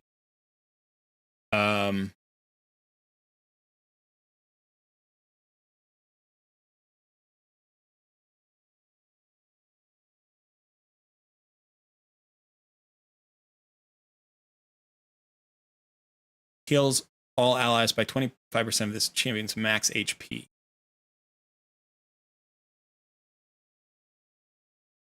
Did I get him any HP? I got him some HP there. So I want HP on the ring. Let's get him a ring. Let's see if we got a HP ring. That's good with HP percentage. HP. Let's see if this rolls into HP. Hey, we got one roll into HP. Nice. Very nice. This is what I love about his stats. Is like I've already got him up above 12k HP. And he is level 1 4-star. You know, I've had champions at level 40 who are 4-star who don't have this HP. All right, look at Haikatoon. Well, Haikatoon's actually got a decent HP pool. But she's at level 40. So she's at 8k. And he's at 6k. And I haven't even leveled him up yet. I'm excited about this. Can you tell? Can anybody tell that I'm excited about this champion? I'm excited that you're excited. You got a solid pull. Yeah. I'll just be sitting here pulling my mystery shards for food. So the thing is, you know, the crazy thing is I got a barrel recently. Yeah, yesterday we both did. Pretty much everybody did, right? Yeah. I would hope so. Well, it wasn't the easiest thing to get that barrel. But if you were committed to the idea of it right away, then yeah. You know how many points I had to spare? 1. How big? 1? I had 1 point to spare. Yeah. I got it with one. I got it with 2001 points. It must be because I have this mission to get my next 6-star, so all I did was just farm all of my food during that event, Yeah. and it got me every single point I needed. All I did was farm stage 13 dragon the whole time. And I got tons and tons of gear. So I've got all the speed gear I just put on Runekeeper Dazzler, I pulled during that event. So Is that event over already? yeah, the triple speed. Yeah, it's shit. done. It was 3 days, dude. It was a long event. You had time to get in there. I mean, I was farming all my food.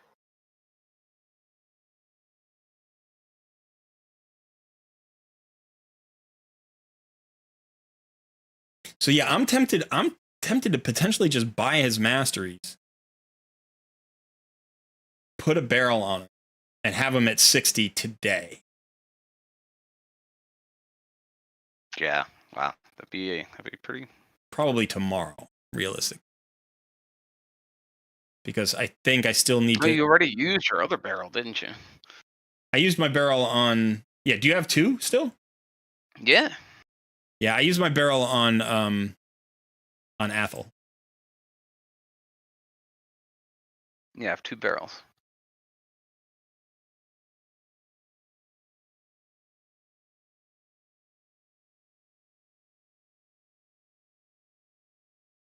So I'm kind of interested to see what would I do with him here. Would I replace Jamarsa?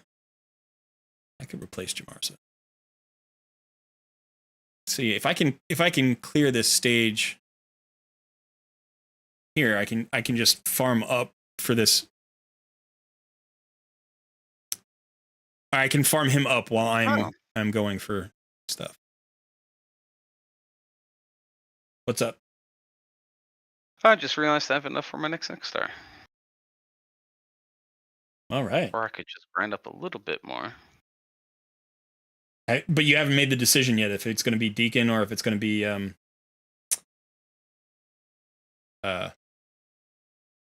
Yeah, that's the who else? I mean, it would either be Deacon or Wukong, realistically. Right. Both great choices at this point. Yeah. The nice thing about getting Deacon out there is if you can get an accuracy banner on him with speed, you get his 2 most important attributes. Wukong, the downside to 6-starring Wukong is that you probably don't have the legendary books for him. No. Right? So that means you're committing yourself to him for the foreseeable future in terms of like legendaries. You know, because if you start to put any books on him, you're going to want him fully booked out. But, you know, you don't have to. You could just take him up to 6 stars and leave him unbooked. But it feels like you would get more value out of a fully booked and geared 6-star Deacon rather than an unbooked Wukong. Yeah, that's kind of the way I'm leaning as well.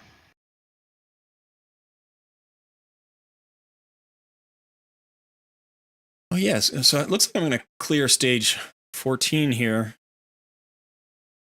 easily enough.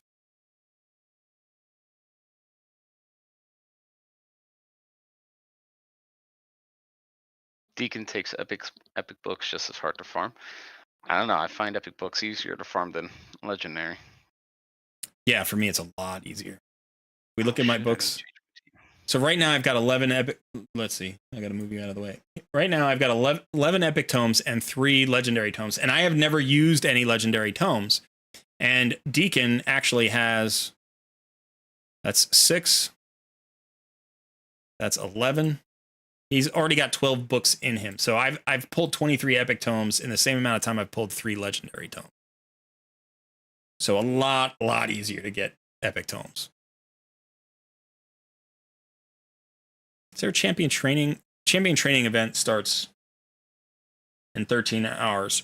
So I might actually wait a little bit on my you might want to wait too. For your champion training. Yeah. To bring him to 6-star. So I mean it is a 13-hour wait, so if you can get more value in those 13 hours out of like just going ham and pushing stuff, then you want to do that. That is like a whole clan boss rotation realistically, because it's going to happen at 3 a.m, so it's going to be the next clan boss and all that. So if you could push an extra tier of clan boss, that would counteract the loss of a few hundred points in champion chase more than adequately. Yeah, no, I'll probably just save it then. It's a good call. Yeah. All right, so let's see if I can do the next.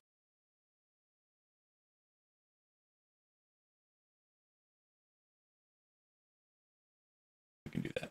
All right, I'm going to check on chat. All right. Kieran Kiston says, Colred, how would you suggest building RTAC? You know what's interesting is I plan to do an RTAC video soon, so I don't want to give it all away. But the nice thing about building RTAC is you have 3 main options, I think, depending on where you want to take him. The first is you can build him as like a soloer. He can be a solo dungeon champion, so you can use him that way. And then you would build him in a regen set, an immortal set. You want him fast, you want him accurate, so he can land his HP burns. And then you want him as tanky as possible. So that's one way to go. Another way you can go is if you want help in clearing hard wave content where you can't nuke stuff out as easily, but HP burn is going to be really helpful. You can put him in a stun set. So think about putting him in a stun set. You're going to get more stuns on those waves. Every hit is an AoE. Plus, you're going to get the HP burns out there. So you still need the accuracy and the speed. And you can kind of build him that way. And then I think the third option is, you go to try to maximize the HP burn damage as much as possible. So you can go with like a reflex set or a relentless set, go really, really fast, accuracy, don't worry about defenses as much. And, try to just pump out damage there. If you're doing something like you want him for, say, Spider Boss, and you want a fast team on Spider Boss, then you can build him specifically for that and see if you can't get, extra HP burn activations there. So, those are sort of the 3 main options. You can go other routes. I mean, you could go like kind of tanky perception, so you make sure you land all your debuffs and stuff. But yeah, it depends what you need them for. Romario Palmer says, hey, would you log into my account and give me advice on Clan Boss Team? I have not been playing for a year. The only reason I did not ask before is that I don't understand Discord. So, Romario, what you should know is on Tuesdays, I do a stream at 2 p.m. Eastern. So just an hour later than this started, just a half an hour earlier than right now. And I do takeovers. So you can watch the stream and we have a little contest. And if you get lucky, we'll take over your account. Otherwise, join the Discord, community, or it sounds like you did. Join the Discord community, hang out, ask questions. We have a Clan Boss channel there for advice. So if you need advice, you can ask there. All right, well, I got to stage 15, son. I can farm stage 15 at least. For the Force Keep? Yeah. Nice. And I'm doing it with a level 4 Dazdurk. So he is built, but he's dying. And so I'm getting free XP on him, which is nice. Okay. The question is level to 6-star or wait for champ training. I got Lua. What are your thoughts on her? Bryce says. Lua's interesting. She's got an AoE hit that blocks revives. It may also land a freeze. I'm not sure if that lands the freeze or the other skill lands the freeze. So she's actually pretty cool against certain Doom Tower waves. Any Doom Tower waves that have like a lot of revivers that you're struggling with, she can actually really help you there. You can use her in Arena as an AoE block reviver, and she hits decently hard. So it depends if you need that specific job. If you don't need that job, if you don't need the block revive, I think she's pretty mediocre. But if you need the block revive, then she's one of the better epics in terms of block revives.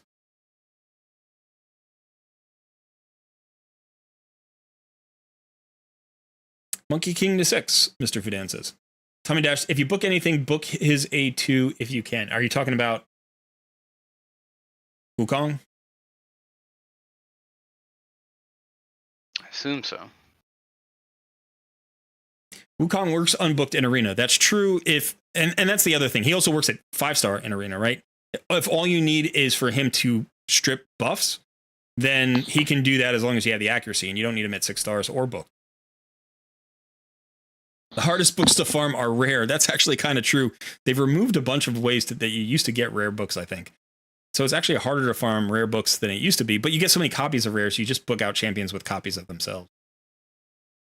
And you only have like a few rare champions you actually need to book with books. Like when you get Cold Heart and you want to book her out, you're not going to get tons of copies of her. So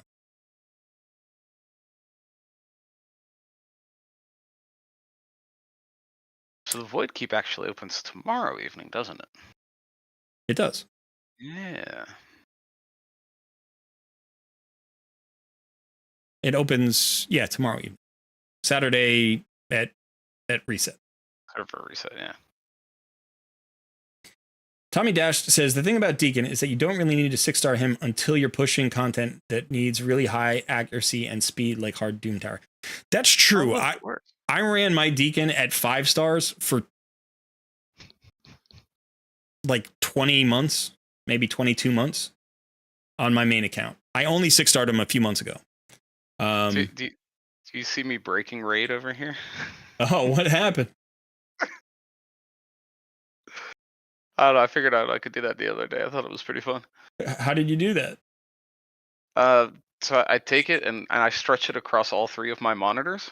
Oh. So it's like ultra widescreen, and then it completely breaks. You go off the map.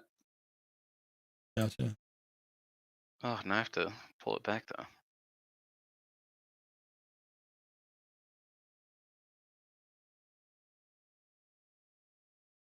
See the dark side of raid. Yeah, so I think I'll take Runekeeper Dazzdirk up to 40 today, and then I'll camp him there. I'll get all my food ready, and then I'll take him to 6-star tomorrow.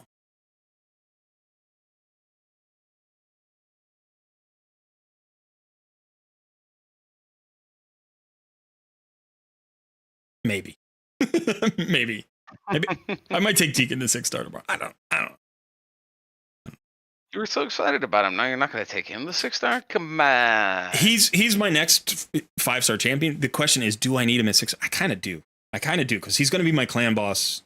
Like he's going to be on my clan boss team. So, I want him to have War Master, and then I also want to get that banner on him to get him extra fast for the arena. So yeah, I think this guy is going to do 2 huge things for me. I mean, he's going to help me everywhere. He is like he's another one-stop shop epic. Yeah. But he's going to help me get into gold and live in gold arena. Because that A2 is so freaking good, and it's what I'm missing. Having an increased attack and a second turn meter fill champion means I don't have to move Haikatun into my arena team. And she's not awful for an arena team, but she doesn't bring as much value because she doesn't have any buffs that you need, right? Like the speed buff is fine, but you really only care about the turn meter fill.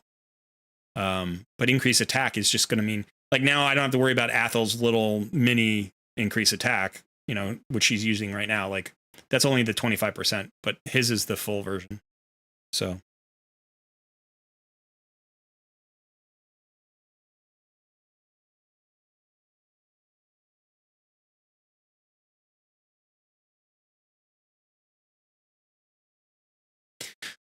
And it's funny. It's been like, I don't know. That was like half an hour ago. I'm still buzzing off of that pull. I was so pumped. I couldn't believe it.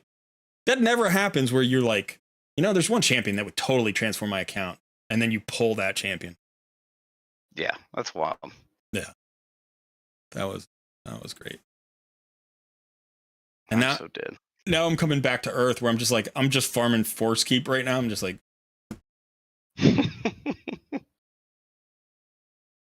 not getting my drop.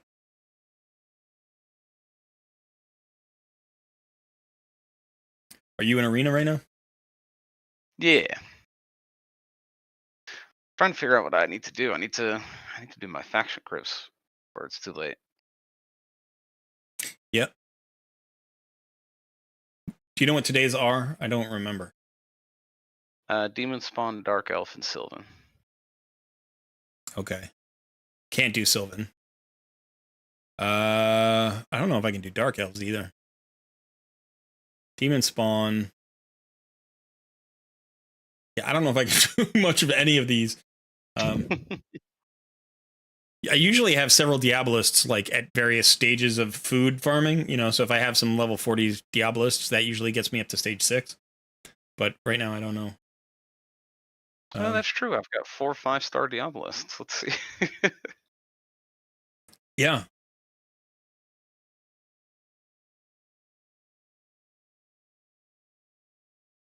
Without gear, though, I don't think they're going to do much. I'm on stage 7.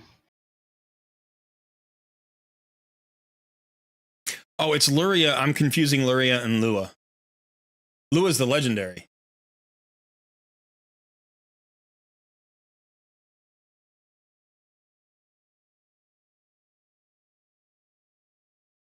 Lua and all right, I gotta look.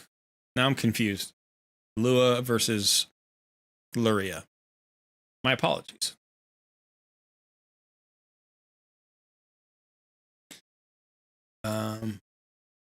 Nope.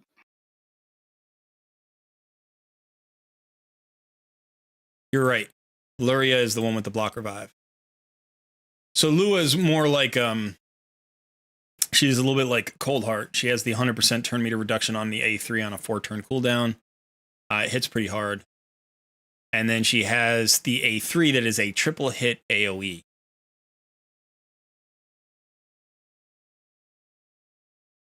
And then her A1 is a single attack, but it deals 50% of the inflicted damage to all enemies if this attack is critical.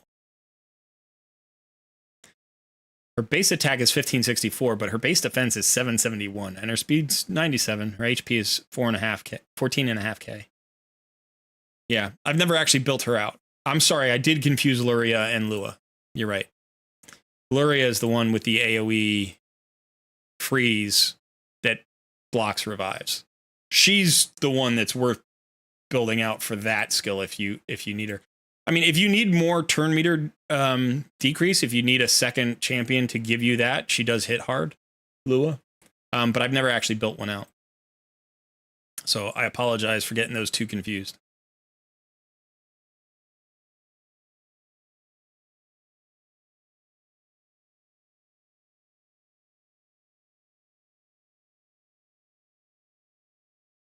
Hit that like, Great Danes hits.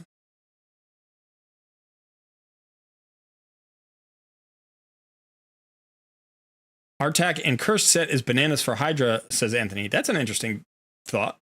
Never thought about doing that.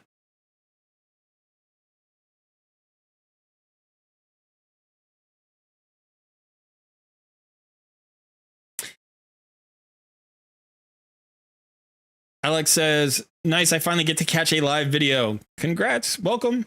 We're glad to have you. I've enjoyed your comments, so I'm glad you made it to the live stream.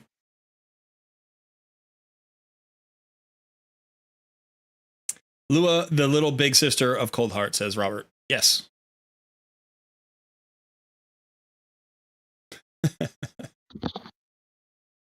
Yeah, those two champions are easy to confuse. They look very similar. They're in the same faction.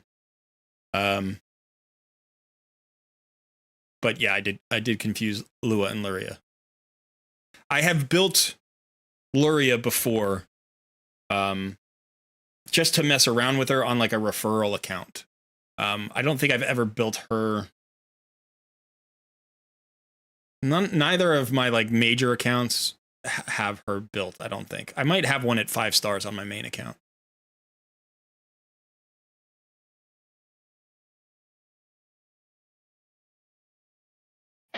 So what's your team here now? You've got your Padma. Is she at 40? Yeah. And then you've just got food champions with her. Yeah. And what stage are you doing? 6? This is 7. This is the boss. I don't think I'm going to beat it, but I just wanted to see what would happen. Yeah, may as well.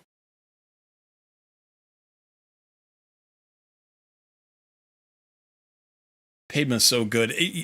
You kind of are in that boat where it's like you have so many good champions, you can't build them all. You can't afford to build them all, and you can't get distracted by the good champions that you have. But then every once in a while, you use one of those champions for something like Faction Crypts, and you're like, oh yeah, I also have this other great champion who's just sitting here not being used, you know? It's like you got Sylar sitting there, you've got Padma sitting there, you've got 9 apothecaries sitting there. Yeah, I think now that I've got my next 6-star done, I'm probably gonna 5-star a couple of those, at least, just get them on the board. Well, if you're interested in pushing clan boss, you should 6-star your 5th. You should 6-star your entire clan boss team so that everybody has Giant Slayer or War Master. Because that's just going to be the most, and they're going to be the most survivable. That's just going to get you the most damage in clan boss. And then after that, then you can start building 5-stars that are interesting to you. But like having 4 6-stars and 1 5-star on your clan boss team is a way to get your team killed and not have them progress as far as they could. You know? Yeah, I could see that. Especially if it's an important champion. Like obviously you have your damage dealers at 6 stars, but you know, if one of your supports is there for a cleanse or for a debuff, like a decreased attack or, you know, increased defense or something, and then you don't have that in the rotation, it just goes away. But you don't really have any of those, do you? Who's your 5th clan boss champion right now? Yeah, so it's Kale, Fane, Deacon, Apothecary, and Wukong. Wukong, that's who it is. Yeah, so Kale, Fane, and Apothecary all already 6 stars. Right. And at this point, I'll probably go with Deacon, so it would Right. be Wukong that's the one left out. Yeah. And I don't mind him being at 50, really. No, because when he dies, he comes back. Yeah. So if everybody else is still alive, it's like he's alive.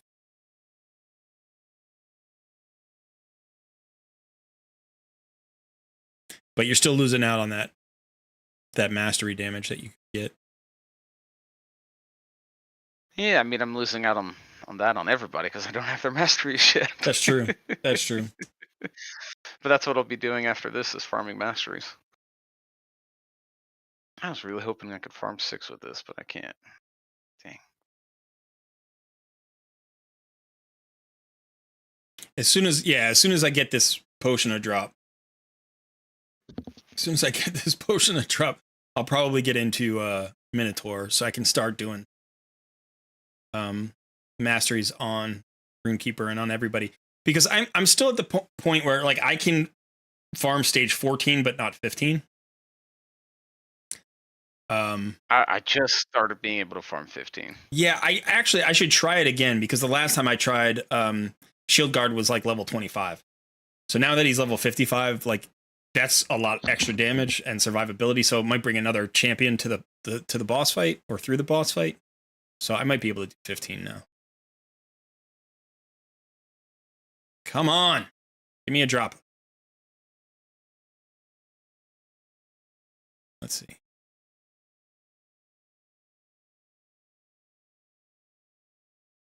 And you're on what stage?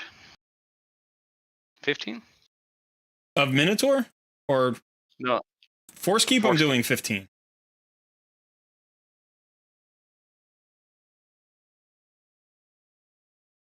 I don't really remember what I'm at on the Force Keep. I think I'm on 17. I might be able to push past 15, but the problem is the energy requirement goes up at 16. So I should go look at the drop rates. Let's see what Yeah, I've cleared stage 18 is the highest I've gotten. And then I just dropped down to farm 17.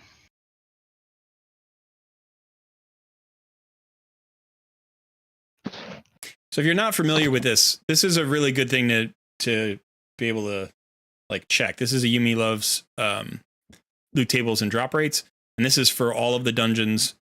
So this is clan boss, and then you have dungeons, then you have spiders den, then you have potion keep, loot tables and drops, and you can just click on any of these and it gives you the full thing. So really useful little tidbit of information here. Not tidbit, it's a ton. They even have faction groups. Okay, so let's see. So what am I farming? Stage 15. At stage 15 for superior potion, we have looks like a 12% chance total. And if we go up one stage, it goes up significantly. Wow. Goes up What to is it at? It goes from 12 to 15. So that's a pretty major jump. What's stage 17? 17.5. Okay, not as big of a jump, but Oh, still definitely felt 2.5%. like I was getting. Yeah, it felt like I was getting it pretty fast up there. Well, the other thing is that in addition to like getting a higher chance for the higher potions, you also increase your chances for higher quantities of the other potions. You know, so for instance, at stage 17, the fewest of the lesser potions you can get is 7. You know, and I was farming at stage 13 before, and that the fewest you can get is 4. You know, so yeah, it's a significant jump there. I still kind of find it irritating that mystery shards drop here. I think they should just take the mystery shards away and add that to the potion chances. It's only 2.85%, but it's like, I don't need mystery shards to drop here. I farm campaign. That's where my mystery shards come from.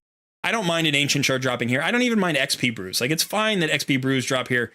It's not great. It's like annoying sometimes when you pull an XP brew, but there aren't that many sources of XP brews and you need a lot of them. So it's like, okay, it makes sense. Yeah, but only one at a time. Yeah, that's true. It should be a chance for multiples. Like 5 at least. Yeah, it should be. At least. But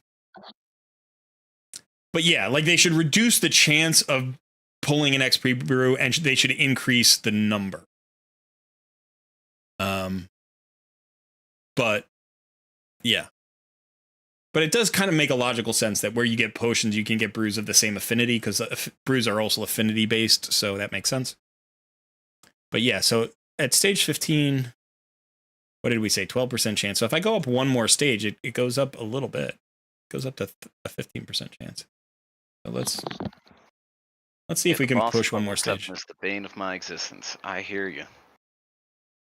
Talking about the faction wars, those bosses. I still feel like they're more brutal than they need to be. Yeah, it's the energy though.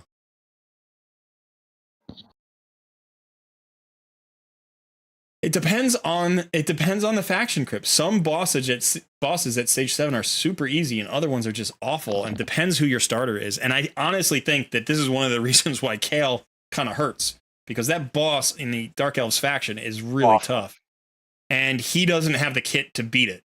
You know what I mean? No. Like, he doesn't bring what you need in order to beat that boss. So you either need to be way overpowered, or you need the right champions around him. He's fully booked up, fully everything. And I had a Forge Pass quest to beat one boss, and it still took me like 5 tries with him and Sylar and everybody else. Could barely get it.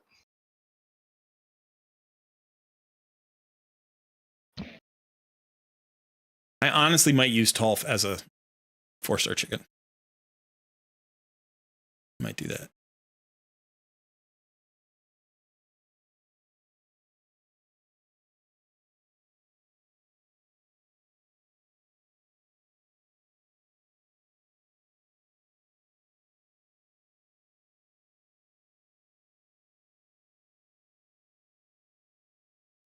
Yeah, I'm probably going to keep all mine and maybe bringing them up to 40.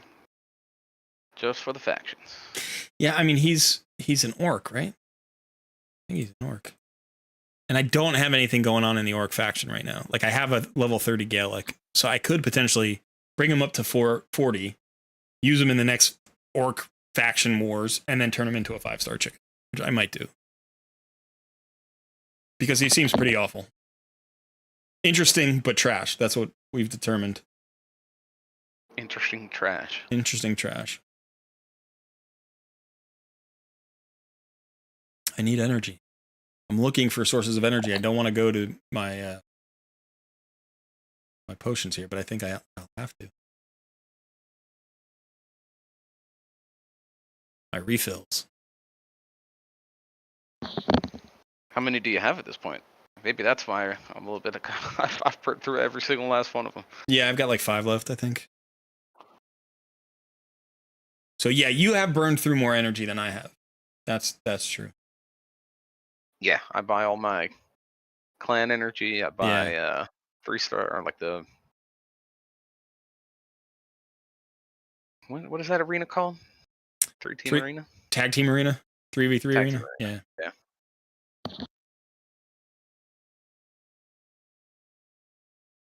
Oh, you know what we forgot? Your main account. Yeah, I gotta pull shards on my main account. Yeah. All right, we'll save that for the end of the stream. We'll do that like right at the end. We'll do it live. We'll do it live. It is nerve-wracking doing that live. It is harder to do that live. And the thing about a shard pull video is you don't get a second try anyway. Do you know what I mean? Like you can mess up the intro and redo it, but once you start pulling shards, you basically have to do it in one take. You know, and it's like you can edit out little things, whatever. But, you know, the first time I did it live on stream and I pulled shards, I was nervous because you got 50 people watching you do a video, you know? And then the second one, I was a little bit less nervous, but I didn't do as well the second time. You needed to do a few more edits there. But yeah, I was more comfortable. Was kind of funny. Yeah, I was more comfortable because I was like, you know what? If I mess up a little bit, who cares? People will forgive me. It'll be in the stream, and it's kind of fun to see the behind the scenes, you know? And I didn't mess up bad or anything, but it was just like, it was a little bit tricky. So, but today is, yeah, we'll see. We'll see if I start getting butterflies when I have to do the video on the stream. Come on, drop a shard or drop a potion. Drop a potion. Nope. All right, I am going to fire this off 5 times and hope that works. And I'm not going to look at it. Switch over to my other account. I will come back to this account in a few minutes, and hopefully it is leveled up. And then I want to take Dazdirk into the arena. I really want to do that. I want to just crush arena with Runekeeper Dazdirk.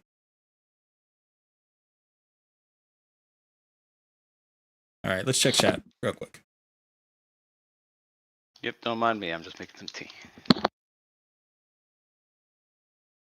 Apothecary, Tommy says. Yeah, he is a carry. Reaganomics 813 says, I have a decent roster and ADHD, so nobody is maxed properly. Yeah, that can be a problem, right? You need to really put some blinders on, focus on the good champions that are going to help move your account and do those champions, like work those champions and kind of forget about the other people, you know, throw them into faction crypts, get a little bit of spot value out of them. But once you start climbing clan boss and you start getting more shards and more books and all that stuff, then you're going to start to get the resources you need to build more champions. You're also going to, you know, farm up XP faster because you're going to get like, you know, maybe a duo team for Dragon 20 or something. And then you can like throw food champions into Dragon 20 when you do a tournament. So you can be farming gear and doing a tournament and a CVC, and you can be getting extra, you know, food champions leveled up. So it's like you get more efficient as you progress. So early on, you got to stay focused, kind of be, you know, myopic and just pick the thing in front of you and grind that out. Nice job on the damage video, man. That's really needed an in-depth explanation, and now there is one. There are some explanations out there about the damage, but I do think it is a topic that is not covered as well or as completely as it should be. I'm actually going to do a second video on damage in the future, maybe a couple of weeks. It's not going to be as focused on damage specifically, but I'm going to pick a couple of champions that, because of what I was talking about in the video today, people think they don't hit as hard as they do, but they actually hit really, really hard. Socrates says, Padma is fantastic. She was key for my Demon Spawn 3-star in Faction Wars today. Yes, the decrease attack is really good. It is. It's one of the best in the game. And her AoE was awesome for a stun set and got me through the Valkyrie waves. You can also use her A3 in the Valkyrie waves because you can strip the counterattack. You can actually steal the counterattack and put it on your Padma. So she's awesome against Valkyrie. Mr. Fudan says, I need to remove Haikatoon from my SB team. I need another nuker, have all poison. What's SB? What am I missing? Spider Boss?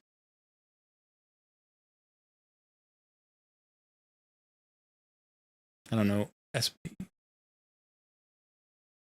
Yeah, I don't know what SB is.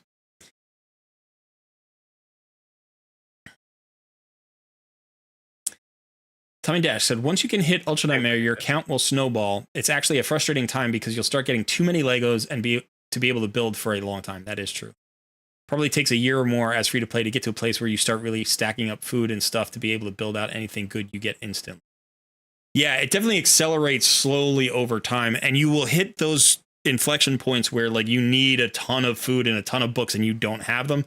So I remember when I got like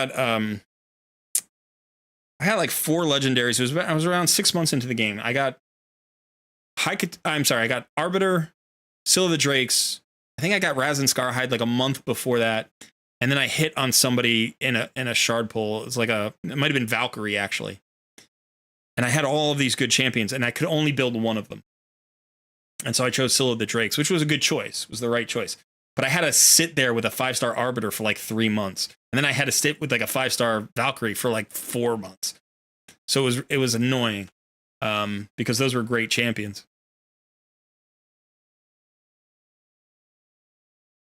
Terabee says, the boss at level 7 is the bane of my existence. We were just mentioning that? Yes. Mr. Fidance is a Cult Brawler, Frozen Banshee, Wyron and Silken, High Katoon, Vogoth, Clan Boss Team. Who can I add for High Katoon? Oh, Clan Boss Team. I said SB, but you meant CB? A Cult Brawler is really good for your damage. Frozen Banshee is really good for your damage. Wyron, she's okay, but she doesn't have anything great. Vogoth. Well, you need the speed. You need the speed. I wouldn't pull High Katoon from that team. You know, potentially what you can do is you can pull either a Cult Brawler or a Frozen Banshee at some point and get yourself some defenses. That Vogoth's effect will be multiplied as you get increased defenses and ally protections. Because healing works best when you're tanky, right? So even a big heal, if you have a squishy team, big heals aren't that good. You need to survive and then heal up, and then survive and heal up. You know, and once the boss gets to a point where he can just nuke your team down, Vogoth doesn't do anything because he doesn't heal after you're dead. So you need a defensive champion there.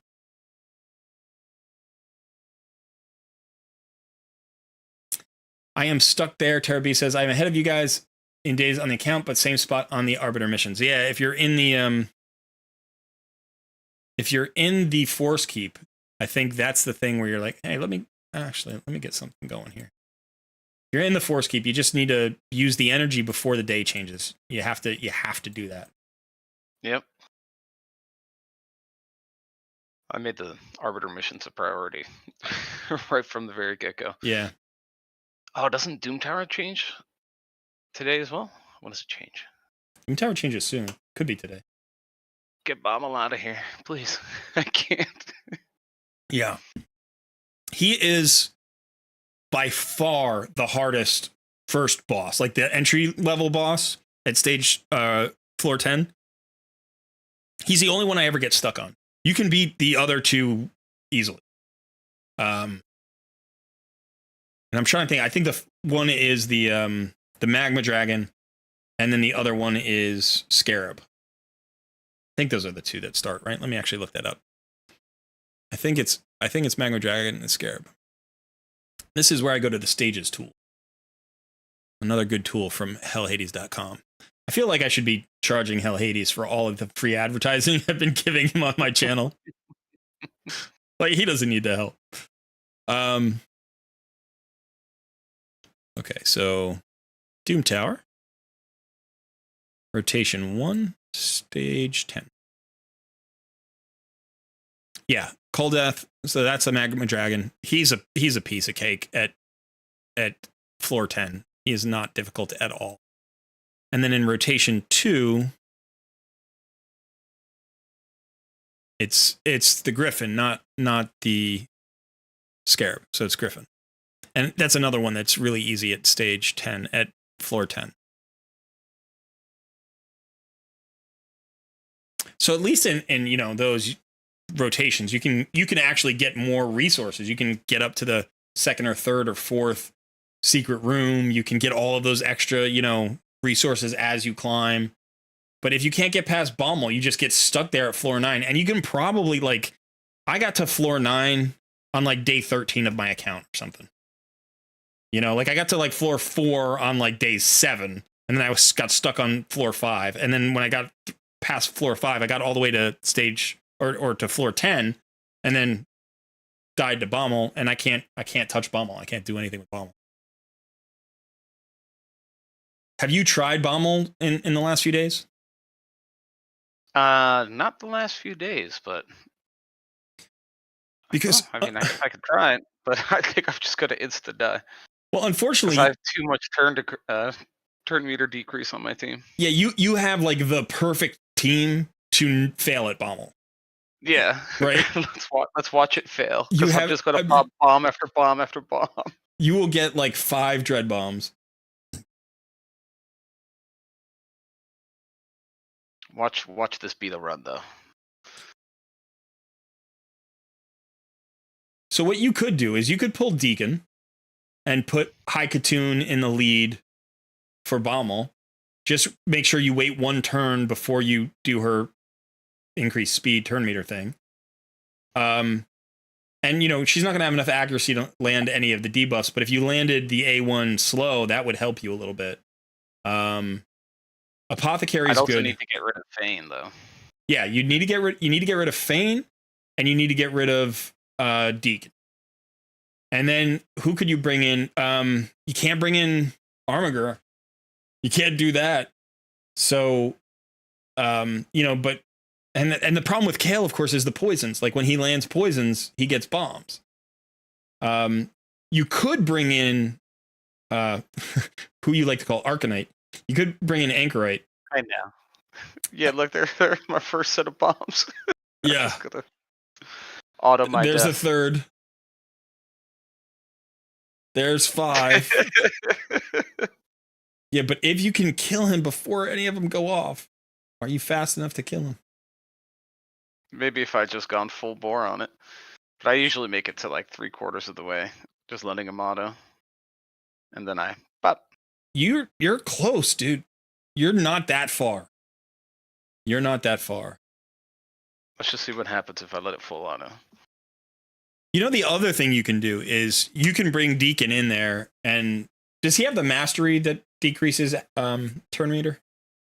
I believe so. Okay. So what I was going to say is you could not use his turn meter fill. You could just use his drop defense. Yeah. Don't use the turn meter fill.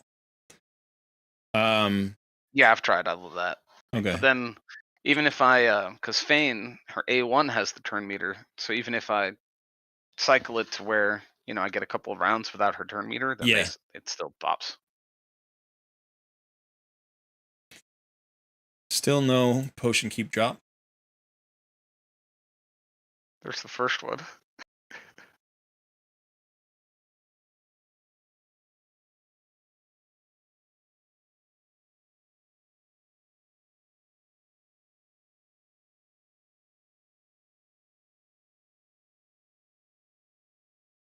Oh wow, I've done more damage than I ever have before. You're close. Come on. No the way. Poisons, the poisons. Yes, there you go. God. You got it. What? You got it, man. You got it. That's awesome. What kind of bull is that? I must have run that like 50 times just randomly, and then it happens now while it's live. Wow. That's great. It's just the damage. That's insane. It's a race to the death, right? Like that's what it is. It's a race to the death. Can you kill him before he, you know, the dread bombs kill you? And you've got enough damage to do it. You got enough speed to do it. So, congrats. Now go get the extra floors. Go get some more. Hold on, I want to see if I can do it again. Let's see if it's. Oh, you're gonna try to farm him? Actually, you know what? If you can, now you can actually complete your advanced quests because all you need to do is use 5 silver keys. That's what I'm saying. Yeah. Like, did you put on the super raid? Oh no, I didn't. Because you can use you can put on super raids now, and you can. So all you need is, you know, you'll need to beat it 3 times with super raids instead of 5 times without. So.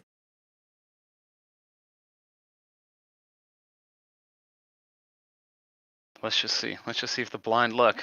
That's great, man. Congrats. That's funny. If you hadn't said anything about it, I would have never tried it again. Yeah. Yet another effective tip for making you create more distance between yourself and me, you know. Yeah, I think that must have been. Oh, maybe. No, yeah. But now I can move on. Let's push it. Let's see how far I can go. So here we've got, Socrates says, I can recommend opening up the first stage of Sparring Pit and use that to level up 4 stars. Over 7 to 10 days, you will have 5 4-star level 40s. And Modern Thinker says, so many people are negative on the Sparring Pit. I'm free to play. I opened all 5 slots and I took them all to 3 out of 3. That was 3 years ago. Know how much XP training that's done since? A massive amount. Yeah, I did the math on the various levels, you know, so it's like the slots, you got 5 slots, and then you have level 1, level 2, level 3. And it's much less efficient at level 2, and level 3 is really inefficient. That being said, if you spend it early in your account and you play for 3 years, even if it's less efficient, you're going to eventually come out ahead. And that's XP that you literally can't replace, right? So you have a ton of free XP that other people who haven't done that don't have. It just takes a really long time to get that value back. So in terms of like stage 3, it's like 12 months or something. And your efficiency has to be high that entire time. It has to be like 70% efficiency to get it back. But if you play for 3 years, your efficiency, if you're 50% efficient, you're going to come out way ahead. Somehow a sneaky Jamarsa found her way onto my team, and we still got it. All right. Jamarsa got back onto your team? Yeah, somehow when I switched from Bommel to the next level, Jamarsa was on instead of my 6-star apothecary, but we still got it. Oh, well, your floors and your boss teams get saved separately. Ah, okay, that's why. Yeah. I'm gonna burn down 100 energy real quick, so I'm not wasting my time.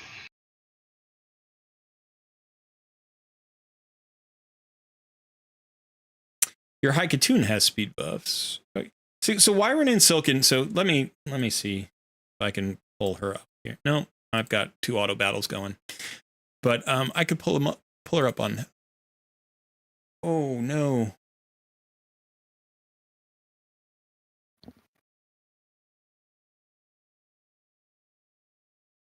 Oh no! I broke the stream. You broke the stream? How'd you break the stream?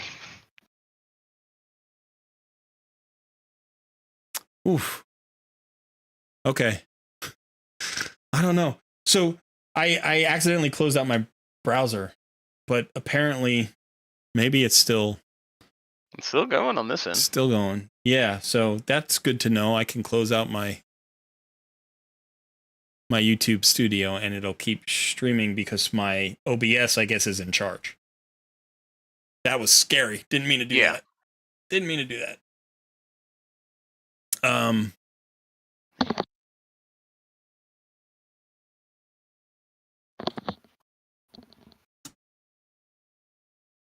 Yeah, so we're looking at wiring in the Silken.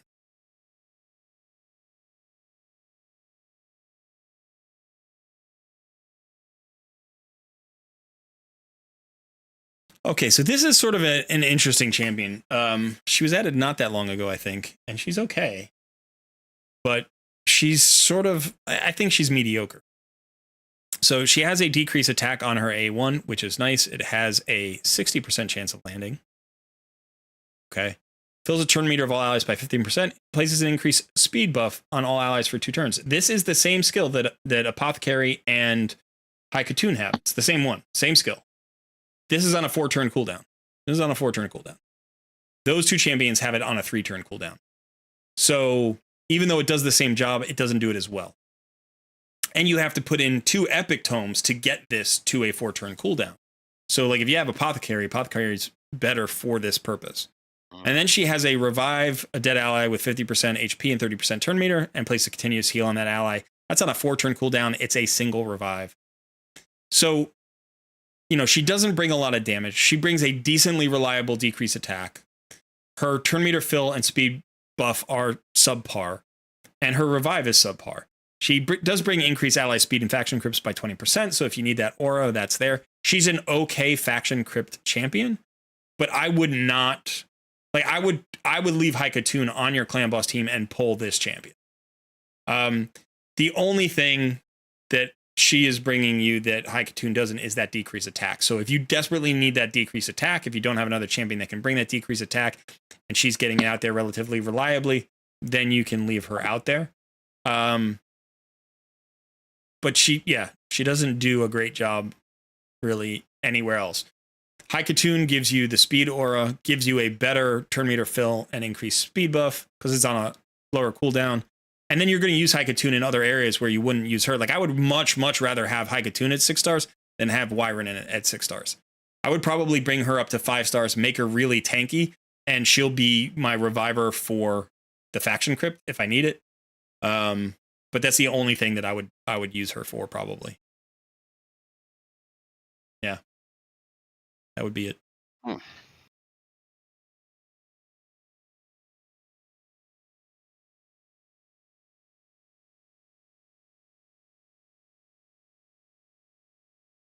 All right, I want to get Runekeeper Dazzler into the arena. And the funny thing is, like, he's going to be like level 15 or something. He's still going to make my team so much better.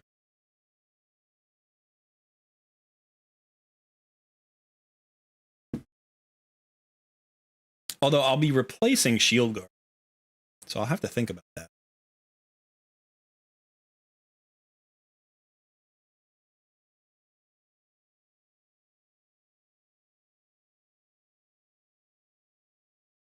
This is the Griffin. I think this is floor 110. So this is the hardest Griffin in the game. And having this on full auto is nice. Griffin actually drops decent forge materials as well. Griffin Feathers, I think that's Guardian set, right? I think it's the Guardian set.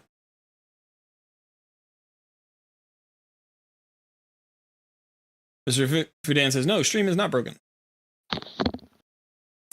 Mogs74 says 11 void pulls and got some good ones. White Dryad, very nice. Lua, nice. Dazzdirk, awesome. Bellower, fantastic. Doom Screech, Renegade, so very happy with that. Go Clan Cold Red Sun. That is awesome. 11 void pulls, and you've got 6 usable champions. That's fantastic. Bellower, your campaign farmer is done. He's perfect, and he's great for secret rooms and all sorts of stuff in Doom Tower. So yeah, that's done. Renegade and Doom Screech are like niche champions, but high value niche champions if you have the right niche for them. Dazzdirk is who I pulled and is an amazing champion. Can use him everywhere. Lua, we were just talking about, right? I've gotten Lua and Luria confused. So Luria is actually the better champion. I think Lua is okay. She's got that 100% turn meter reduction, which is usable. And then White Dryad Naya is this is the champion we were talking about at the beginning of the stream, son. That's the only void epic tank in the game that could have helped you. Yeah. Right, because there really aren't void epic tanks. And she is a very good champion. So that's a great, if that was 11 pull, that was a great 11 pull to pull those 5 champions. 6 champions. 6 champions. Wow.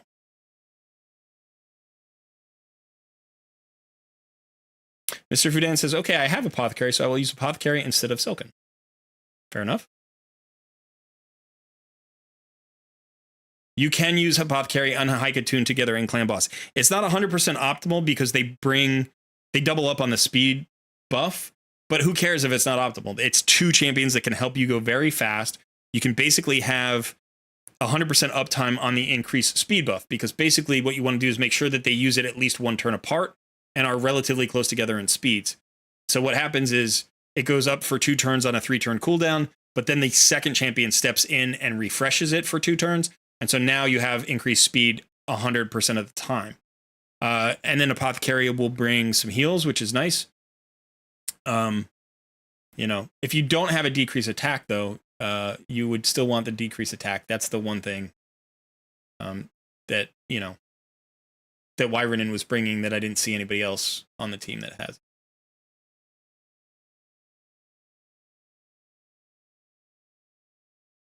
You don't have a decreased attack in this Clan Boss build. Yeah, that's the problem.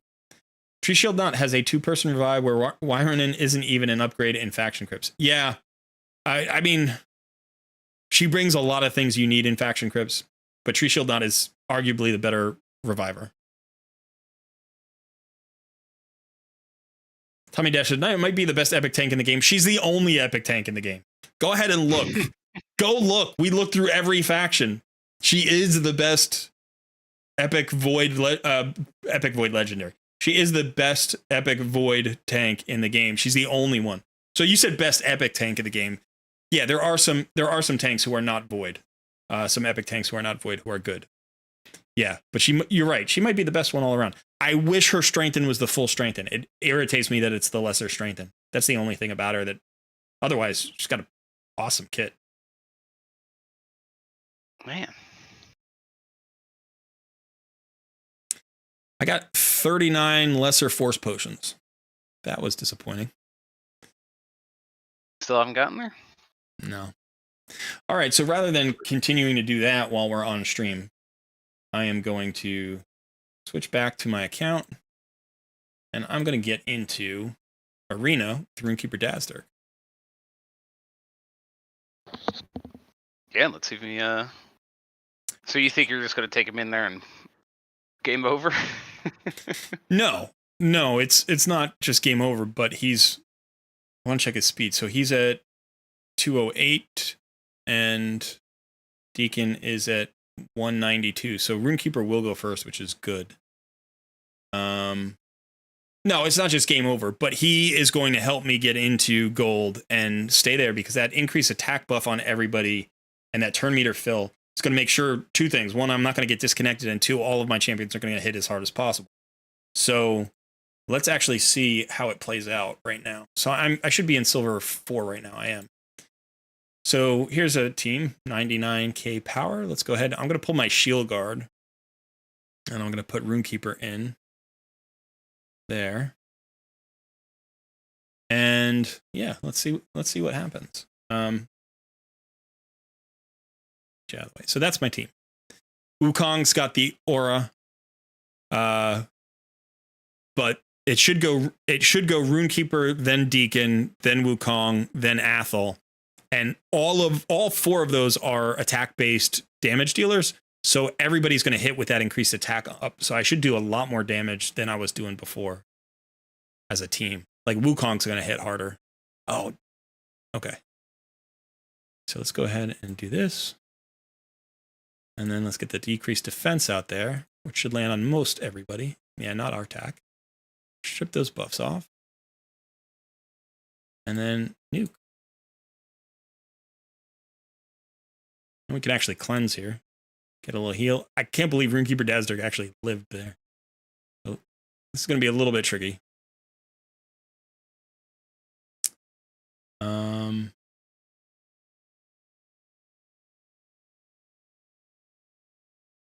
Wukong's got some buffs. He'll stay alive. Yeah, you stole all those buffs. Yeah, going up against the Wukong is always kind of a pain. But the good news is he dies easily. In most cases, people don't build him tanky. It's just that when he comes back, he goes right away. So you always have to worry about, like, is he going to sheep you or stun you or whatever? So that wasn't too bad. Now we got a 6-star R-Tac here. This could be problematic, but we're going to try this. 6-star R-Tacs can be, if they're built tanky, they can be problems.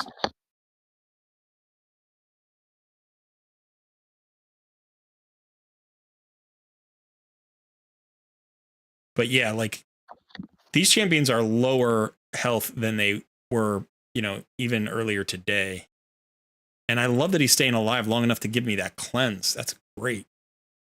And the extra heals.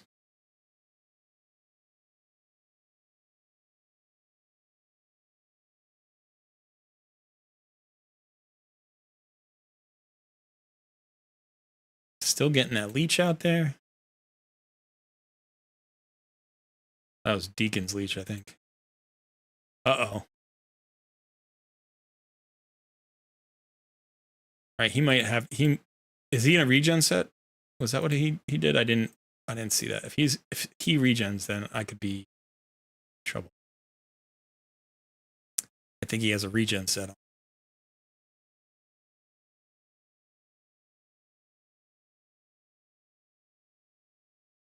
Okay.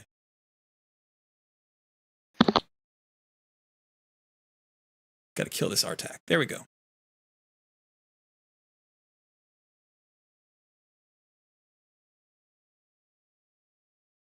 Yeah, so the question becomes, is it going to be worthwhile for me to push into gold?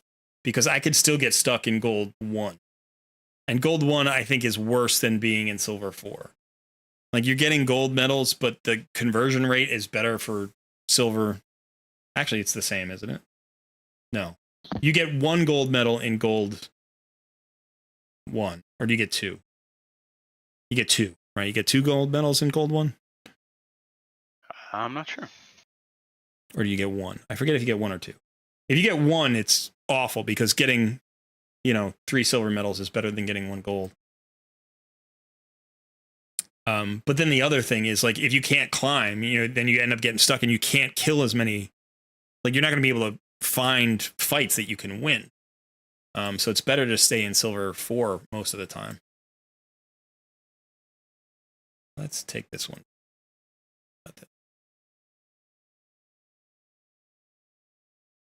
Ooh, 2, 3 You get 2. chicken. Okay. So Siloth and Robert say you get 2. Okay, so you get 2. So, which is slightly better than the silver, right? But it depends on how many you can actually do per day. Like how many fights you can win.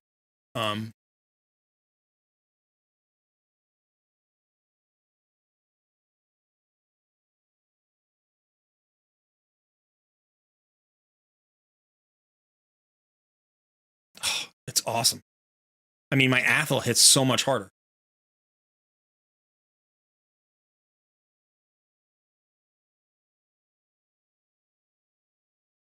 My Wukong hits harder. Everybody hits harder. It's great. This is a tanky team.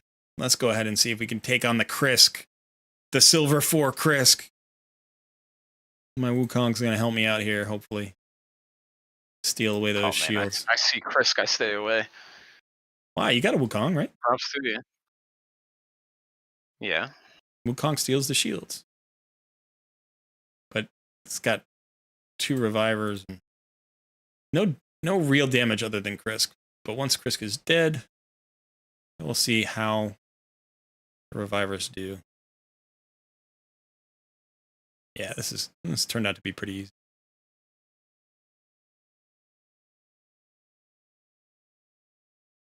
And the Krisk I come across are absolutely unkillable.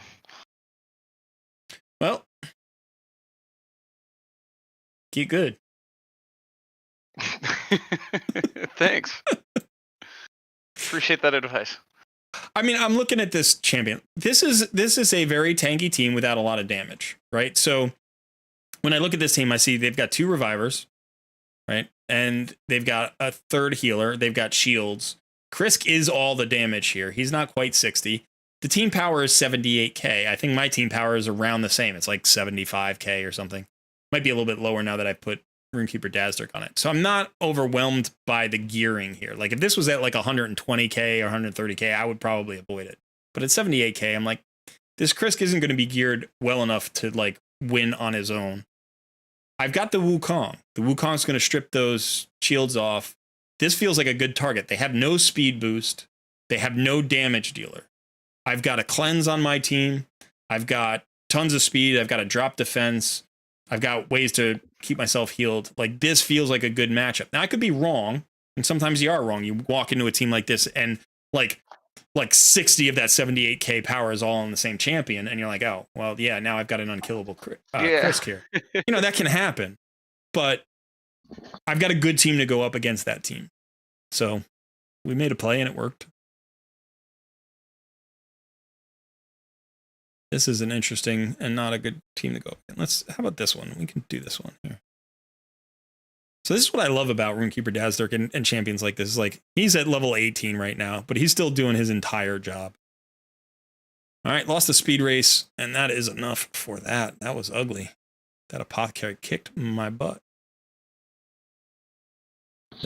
This could be a little bit. This is a bit of a stretch here, but 63k against 104k. Let's try it out. Let's try it out.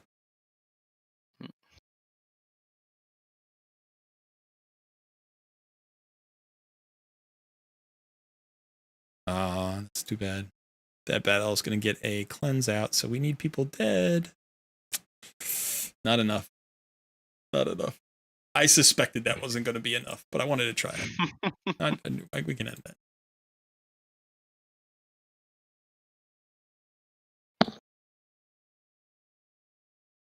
Hey, friendly one-man defense.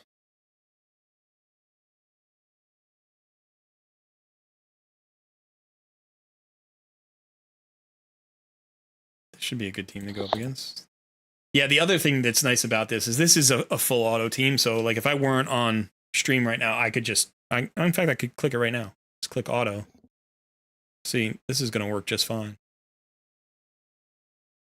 Yeah, I generally auto most arena battles. I don't, actually. All right, now I got to take this off full auto because they are attacking the wrong champion. Yeah, that's what I take it off when they're sitting there hitting the revived Wukong instead of the almost dead Elhain, yeah. Hey, bub. How you doing? Want to come say hello? Gotcha. Say hello. It's a little pipe. She's very fluffy right now. She is very fluffy. Can't even see her eyes, can you? Yeah, this is Piper. Hey, Piper, how you doing? You bored? She looks a lot bigger than when I last saw her. When I was there. She's gained a few pounds. We finally figured out her diet, and so she's actually gained almost 4 pounds since she was at her lightest. So she was at 18.5. Now she's at 22.5, basically.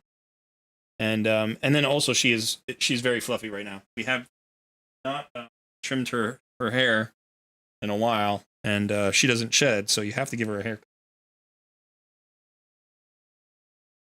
She's a great buddy. Okay. Oh yeah, she's a little cutie. What about this one? We could try out this one. Still wish I could have taken Bandit up there. That would be fun to introduce them. Yeah.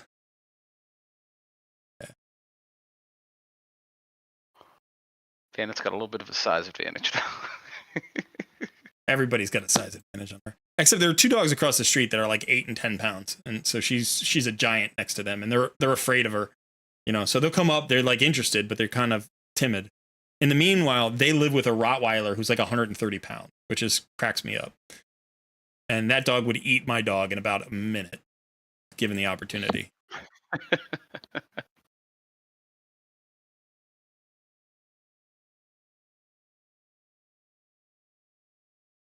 Man, I pushed past Baumel and now it's just Progress City. Yeah. All right. That did not work out. That's okay. All right, let's get out of here. So, did you get to the second boss already? No, you don't have the keys to get to the second boss. No, I don't have enough keys. Yeah. I don't know who the second boss is.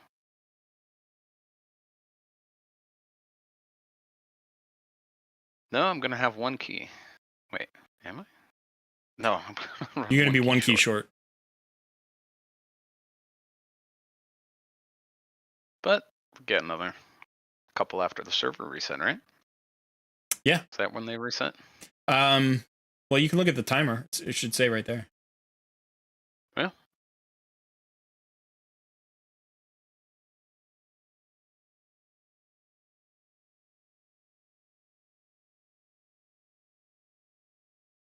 Yeah, so when does this reset? Let's see. 16 hours. So yeah, after the server reset tonight, you'll get a few hours, and then this will reset in the morning. One last chance. Yeah. I forget though, does anybody in chat remember like when the rotation resets, do you get a new set of keys? Like do you get double keys that day? Or if you burn your keys on this rotation, do you not have your keys for the next rotation? Like after server reset and you get your keys for the day, if you use those keys on this rotation, do you lose them, or do you get another set when the whole Doom Tower resets? Does anybody know that answer? Tommy, do you know that answer, Tommy?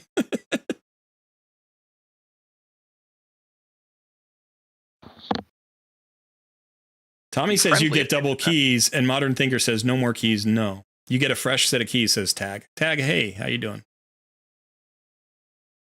Bryce says Doge. Yeah, yeah, she's my good girl.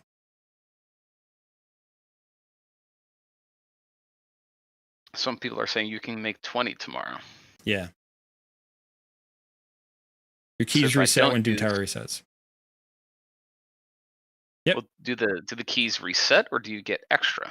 Because if you get extra, then No, what happens is you're going to get your 10 keys at the server reset, and then you're going to get 10 keys at the Doom Tower reset. So it's not going to add them. It's just going to go back to 10.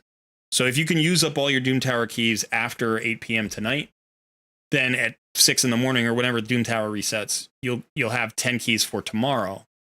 So it's like getting 20 keys in a day, but you can't use all 20 keys in the same Doom Tower. You can use 10 in one and 10 in the other. bummer. That's actually okay, because the next Doom Tower rotation is going to be easier. You're going to have Kuldath instead of Bommel. So you're going to be able to cruise right through that and start getting, start leveling up. Unfortunately, this is annoying when you start a new account during a Bommel rotation and it just totally, stops you cold. You can't get to the free void shards, and you can't start compiling the fragments for Archmage Helmet, because that's the first champion you get from Doom Tower normal secret rooms. So like you can literally only get through that first, secret room. Now you may not be able to farm all the secret rooms anyway, but having access to more secret rooms just gives you more chances to pick up fragments. And you need... I've been way more upset about my not being able to use 5 silver keys every freaking day and losing. And then losing all that energy, yeah. I lost like 2,000 energy. Yeah. Yeah, that's exactly right. That's what really hurts. What's hurting me is this non-drop rate here. It says, what was it? It was 12%. 12% drop rate. You still don't have it? Oh, man. 12% drop rate. I am now into my fourth pack of energy. So I've used more than 400 energy. I'm now using my fourth 400 energy, which means, we're talking about like what could be end up being 40 runs without a drop, that's not 12%. That's not 12%.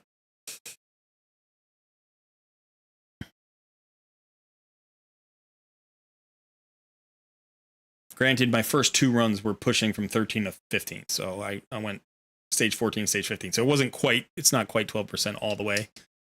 But if you do 400 runs, then it could still be 12%.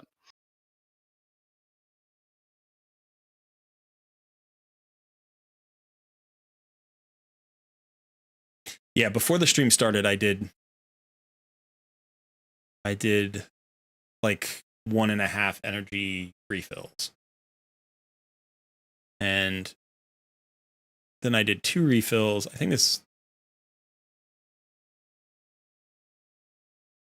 So yeah, it might have only been 3.5 energy refills. This might not be my 4th.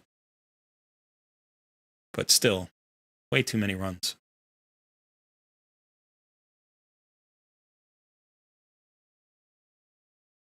When Wukong steals buffs. Satisfying. Mr. Fudan says, I tried the clan boss switch. I did 3.9 million clan boss damage on normal with void boss with Wyron and Sigyn. I did 4.8 on the same boss, both quick battles. Apothecary was 3.9. Wyron and Silken was 4.8. And that makes sense because of that decrease attack. If you can't replace the decrease attack, then she's going to extend your life probably longer than Apothecary will, even with his healing. Yeah. But you gotta also remember there's some randomness there. Like I've gotten 3 million on a key in a quick battle and gotten 5 million on the same key in the same quick battle. So there's also that. So if you ran them each one more time, they might flip-flop. Who knows?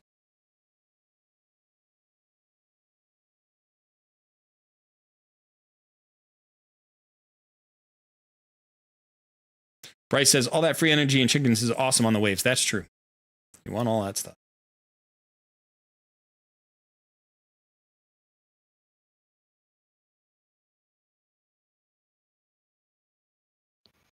Crashdown says, I've always had problems with the stage 13 superior arbor missions. I've done 50 plus runs without a single superior dropping. Yeah, the 13s can be tricky. But this one is actually, oh, geez. Yeah, okay. It still didn't work. Like I'm farming stage 15 now, not stage 13. And it's just irritating.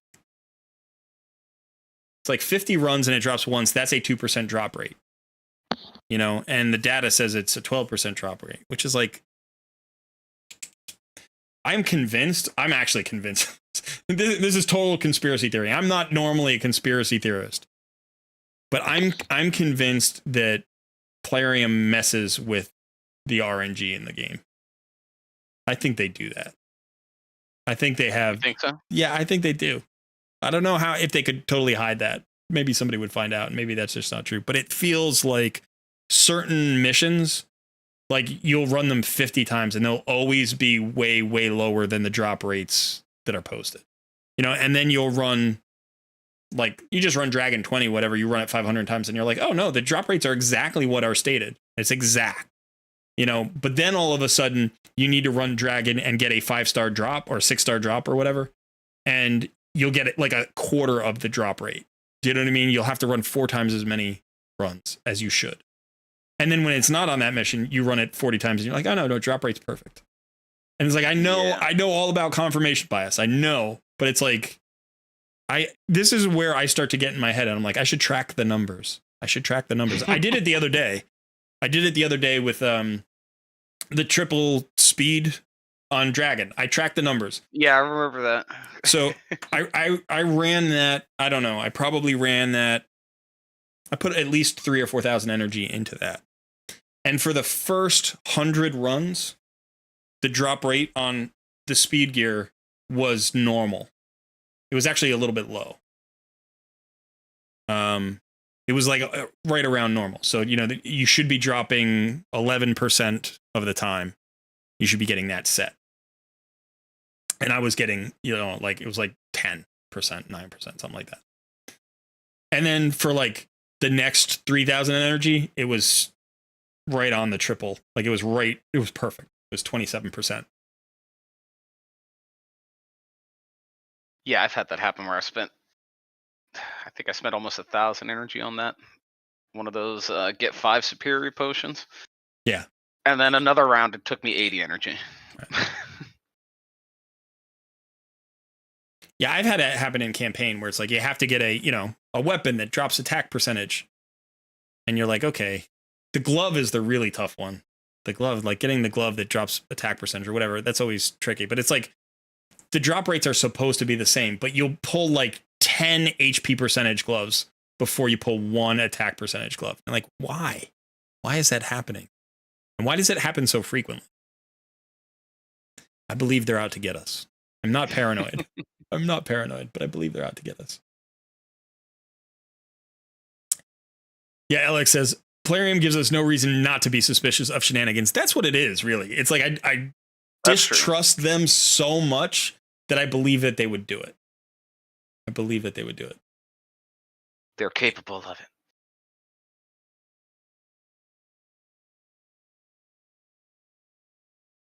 Yeah, and this is the other thing. So this happened to me recently, Tommy. I did this a few months ago, and I started paying a little bit more attention to it.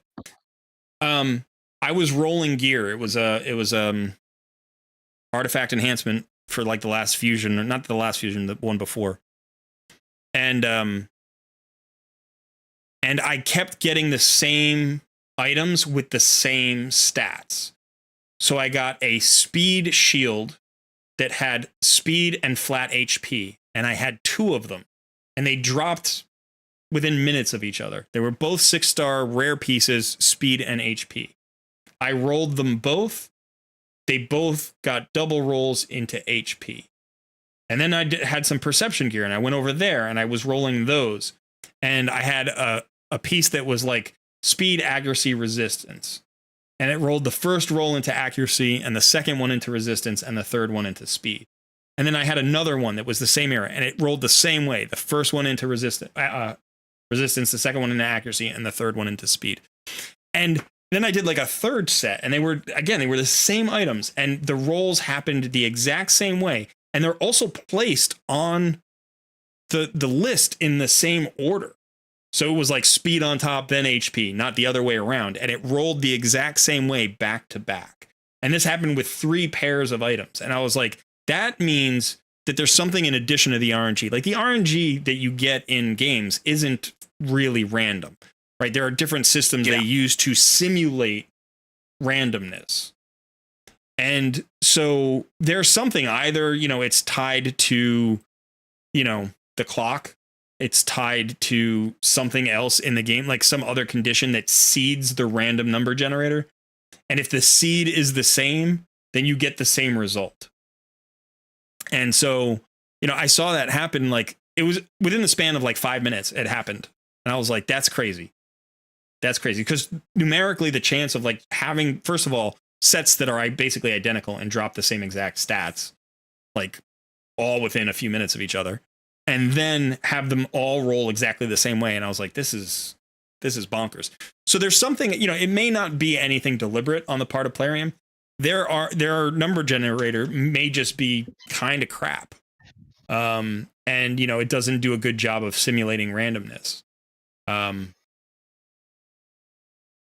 yeah, it's like, why do I get speed substats all the time on like all my sets except speed? I get speed substats everywhere except in the speed set. And that's true on all of my accounts. Like if I just rolled up all the sets like speed and I just kept every piece that had speed, I would end up with 3 times as many pieces in every other set except speed. Like why? Why is that true?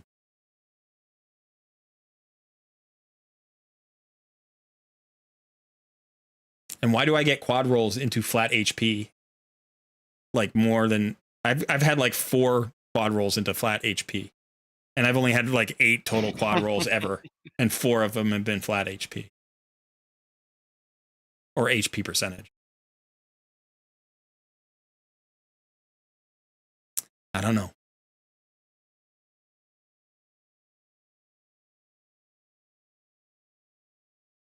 Tommy Dash says, quick battles are super sus. I would do a real run to compare. Absolutely. I do think they have hidden tonight. We talked about that.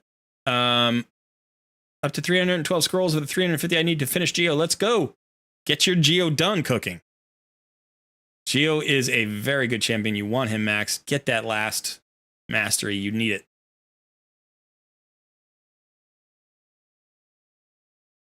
Yeah, Crashdown says, or when you spend 1,000 energy to farm a rare from campaign, then you get 2 copies in 3 runs. Yep. I want to say between 800 and 900 energy to get my Spirit Host this time around. It was rough. Yeah, Bryce, you don't even want the attack percentage. It doesn't make any sense. Who uses attack percentage gloves? Nobody uses attack percentage gloves. Tag, I once spent 1,500 energy trying to get a Spirit Host. I eventually got her, but not before having an army of Greybeards. That's the thing that hurt, right? Like, I didn't spend 1,500 energy, but it was like, I think it was 800 or 900 energy. It was at least 800 energy. And I got like, I think I only got 2. I think I got 2 of the Greybeards before I got my Spirit Host. But still, it's just too much energy. Crashdown. Yep. Why do I get accuracy substats on everything but accuracy gear? Exactly.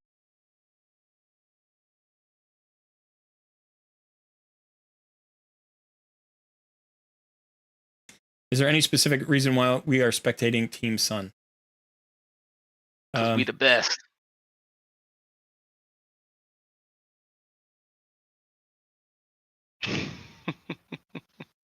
Hey, look at that! I got my potion. I flipped over to the screen, and there's the potion. God, that took forever.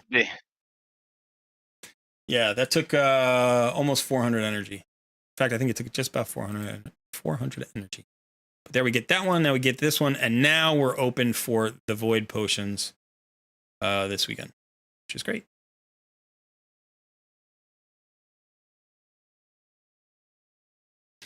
So this Autumn Equinox Path event is kind of interesting. We got a ton of points for pulling champions. Yeah. I don't really get this, how they're describing this event. Like, choose your path and go explore. But it's the exact same path, just mirrored. Yeah. What? Yeah, it's silly. It doesn't make any sense. just give me a straight A to B then, and put all the stuff in there. What's the point? Right, it could just be a line. Yeah. It could just be a line. It could be. Yeah, they don't do this particularly well. I want to see if I can get this 6-star speed glyph. I will go for that. The epic tome is really good too. So right now I have 7,700 points, which would get me, let's see, 25, 5, 6. It would get me to about these gems. I'd be just shy of these gems. So I need another 5,000 points. Okay, so I need about 5,000 points to get the book, and then another 5,000 points to get the glyph. And if I got any more points, I'd probably go for the other epic tome and the other glyph. Like I don't think I would even get these eternal soul essences because I'm so far away from that. The only other thing that would be interesting is the 5-star chickens, but it's 16,000 to get that, where for 9,000 I could get another tome and another speed glyph. So, you know, if you were going to go for the legendary tome, then you'd go all the way down one route, and that would be 26,000. But I mean, realistically, I got 7,700 because I pulled void shards. You know, I don't know that I'm going to get enough points to really go much further. But in fact, let's just do that right now. Let's just see how far we go. Yeah, I'm going to try to do some Fire Knight, see if I can get some stun pieces. Yeah, so I'm still 520 points shy of the gem. You're going to try for some stun pieces now? Yeah, see if I can get that on my Sylar. Yeah, I was going to say, you're going to actually build your Sylar. Yeah. All right, what question? I don't know if I can beat this level of Fire Knight. I've never tried, so. Now, here's an interesting idea. Potentially, Bommel, I might have opened up Bommel too. Runekeeper Dazter could potentially get me past Bommel. That's interesting. We'll do it live. Let's see it. All right. I need to take a quick break, so I'm going to put you in charge here. And I will be back in about 5 minutes. Taking over. Team Sun. There you go. There you go. All right.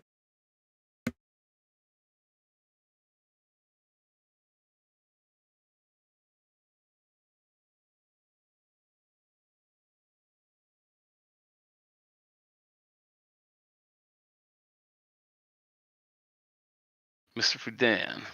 I want to be able to snap my fingers and all the raid obstacles are gone. You know, that sounds nice, but then you wouldn't have any motivation to play. Spider 10 on farm. Nice. That is always very helpful. I don't remember when I hit that on farm. It's probably like a week or two ago. By the time Balma comes around again, I'll be very surprised if you can't just dumpster him anyway. Yeah, that'd be nice. I don't like that Balma guy, man. Ever since I hit whatever level it is to unlock, I think level 40. Sitting there watching those advanced quest points just run down the drain has been a nightmare. Yeah, we might do Fire Knight.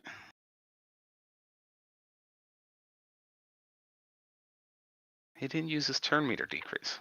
That's stupid.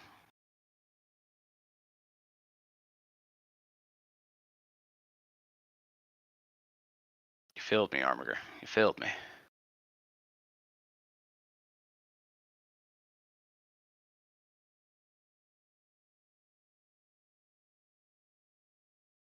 Got him with the late arrest, though.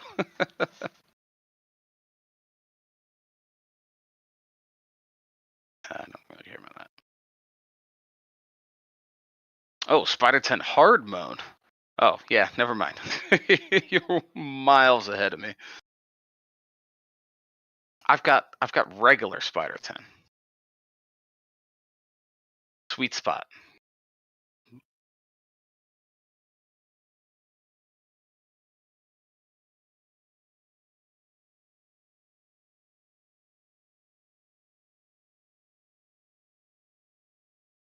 Almost so few champs to get him on farm. He's a stumbling block. Yeah.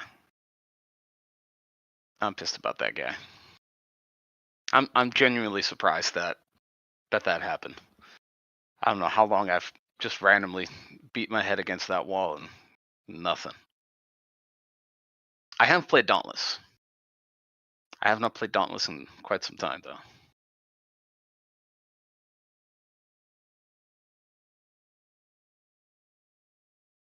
Fudan, I don't know how to answer that question for you. Have a good one, cooking. Yeah, what's cooking? Good looking. Jesus, I've lived in Florida for too long. The southern, it's working its way to my bloodstream.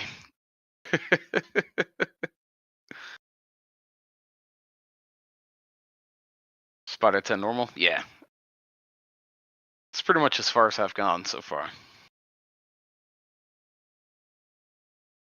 That's what I've been told is until I can max it out, there's pretty much no reason to go past 10.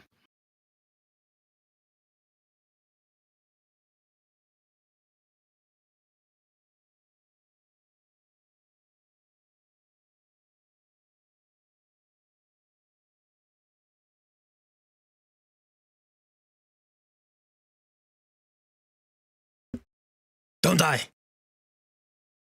Nah, we never die. Never say die.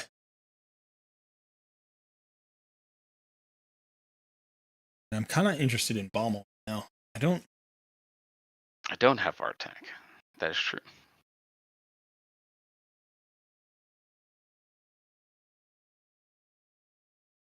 I'm doing surprisingly well against Fire Knight. I think 15 this is. It's all about that turn meter. Oh.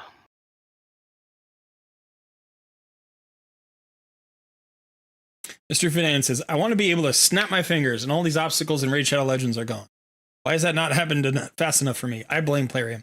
There is there is value in the challenge. There absolutely is value in the challenge. But there is also too much frustration built into the game. Like deliberately, right? Like you can manage that a little bit better. There are grindy games that do the grind better than Raid Shadow Legends does. I don't mind the grind. I like grindy games. I play a lot of grindy games. But you know, when massive inefficiency and massive inconvenience is built into the grind, it feels bad.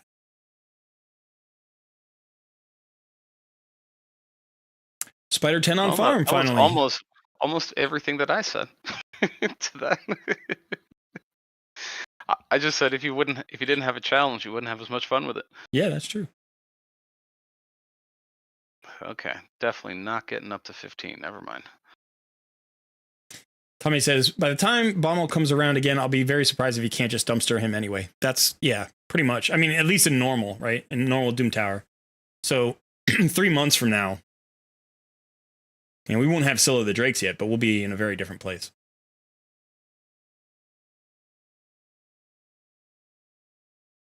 Yes, free me, Plarium. Let me pull all of my ancient shards. Hey, Tommy Dash says, I don't know if you've ever played Dauntless, but I'm farming temporal fins from the Chronivore, and it's super frustrating. The dang thing doesn't sit still long enough to break its fin.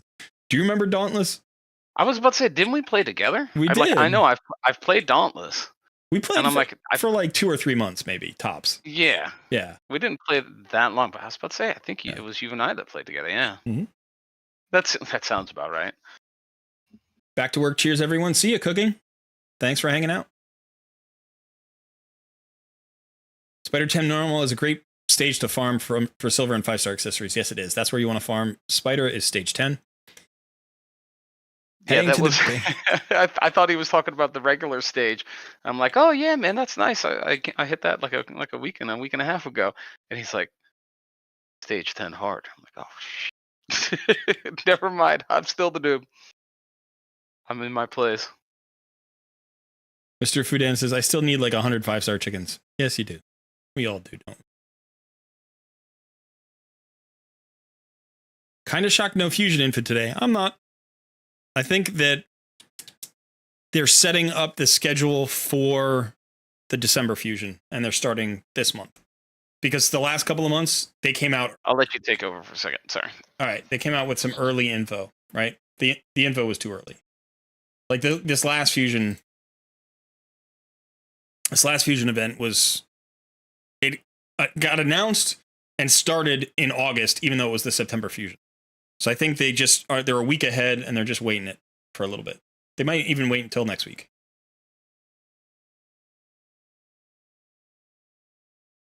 You got all the sparring pit open. Now what? Now put your food in there and get free XP forever.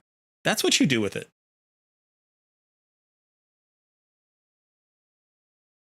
Grinds are fun when on the way to the ultimate goal. The mini grinds are satisfying. That's exactly right, Tommy. Bryce says, I'm on day 159 and I'm stuck on Bommel 90. Well, that's a good place to be stuck. Like, the fact that you've gotten to floor 90 in 159 days is pretty good. I would say that, you know, now you're looking for a real Bommel solution. You're looking for a Lady Annabelle or a Vogoth or, you know, an unkillable team like a Demitha team or a, you know, better yet, a Roshkard team or a Helicat team. You could do the double Vogoth thing. That works well. It's a lot of investment for a single a single boss, though. I think there will be a Halloween one, but when you think about it, Halloween isn't until the end of October. October 31st is Halloween. So why would you announce it today if you're not going to start it at the beginning of Halloween? Right. So I think that the Christmas fusion always ends on New Year's. Always ends on New Year's Eve. So I think New Year's Eve or New Year's Day. It always ends one of those days. So that's at the end of December. So that means in order to line them up, they need one at the end of November and the one at the end of October. So if they announced it today, they would typically start it next week. It's still September. And it would be done by like October 10th. How do you call that a Halloween fusion? So you would have to then do an extra one, right? You'd have to fit 4 in order to hit Halloween, to hit November, hit Christmas, and do now. So I think they're just going to wait a week. And then I think the next fusion they're going to wait a week then too. And I think we'll get the October one in the second half of October, as opposed to the first half of the month. They could do an epic in between. They could do that. They could do like a 7-day fusion or something. Robert says, I stuck for 5 months to go to Tag Team Arena Silver 3. If you want to progress in Tag Team Arena, there are 2 things that you have to do. And trust me, I don't want to do them either. They're not fun. The first thing is you have to build at least like 14 or 15 champions for the arena. Now, some of those champions are going to be versatile enough that you can use their arena builds in other places and it's going to be fine. But you need stone skin on champions. You need protection on champions. You need, you know, what the heck is that set? Set I can check right now. Where is it? Swift parry. Thank you. You need swift parry. You can't see it, of course, because it's not there. Yeah. You need swift parry sets. You know, you need to build the sets that are specifically strong in arena, and then you have to build at least 3 compositions with some substitutes of different affinities. And you have to do that if you want to push into Silver 4. Like, at that point, that's when you have to do that. The power levels of the teams that you come up against get so high. I see 1 million power fairly frequently. And I'm running at about just under 700k with my 3 normal teams. So like, you really need to have those specific gear sets. You need to bring up champions and speed tune them for the compositions that they're on. And that just requires, if you're a free-to-play player, I use my champions everywhere. So like, I have some great arena champions. So for instance, let me show you my other account. So this is my main account. Now, if I go in here, right, it's like, okay, so I just got Lady Kimmy. So she's a great arena champion, and I'm building her out. And I'm building her really for the arena at this point. And like, she's going to be useful in some other places. But like, Mithrala is a great arena champion. But she really is a Hydra champion for me. She has to be. You know, Nishak can be a great arena champion, but I have to build him for other fights, other places. You know, I could go in a go second team with Wither the Crown, but I don't have her built for the arena. I don't have her master read for the arena. You know, I have Lua in a stun set. I'm sorry, this is Ray, not Lua. This is Ray in a stun set, you know, because I need her in high level Doom Tower. She's great for the arena. She does all sorts of cool things in the arena, but I have her built for Doom Tower. You know, so all of these champions, I mean, even like Lydia, it's like Lydia, I could build her more for the arena. Right now, she's just sort of in a starter build. I didn't know how to build her, so I'm just building her for, you know, Hydra and for Doom Tower. So you have to pick, okay, you know, somewhere around 20 champions, maybe 17 champions.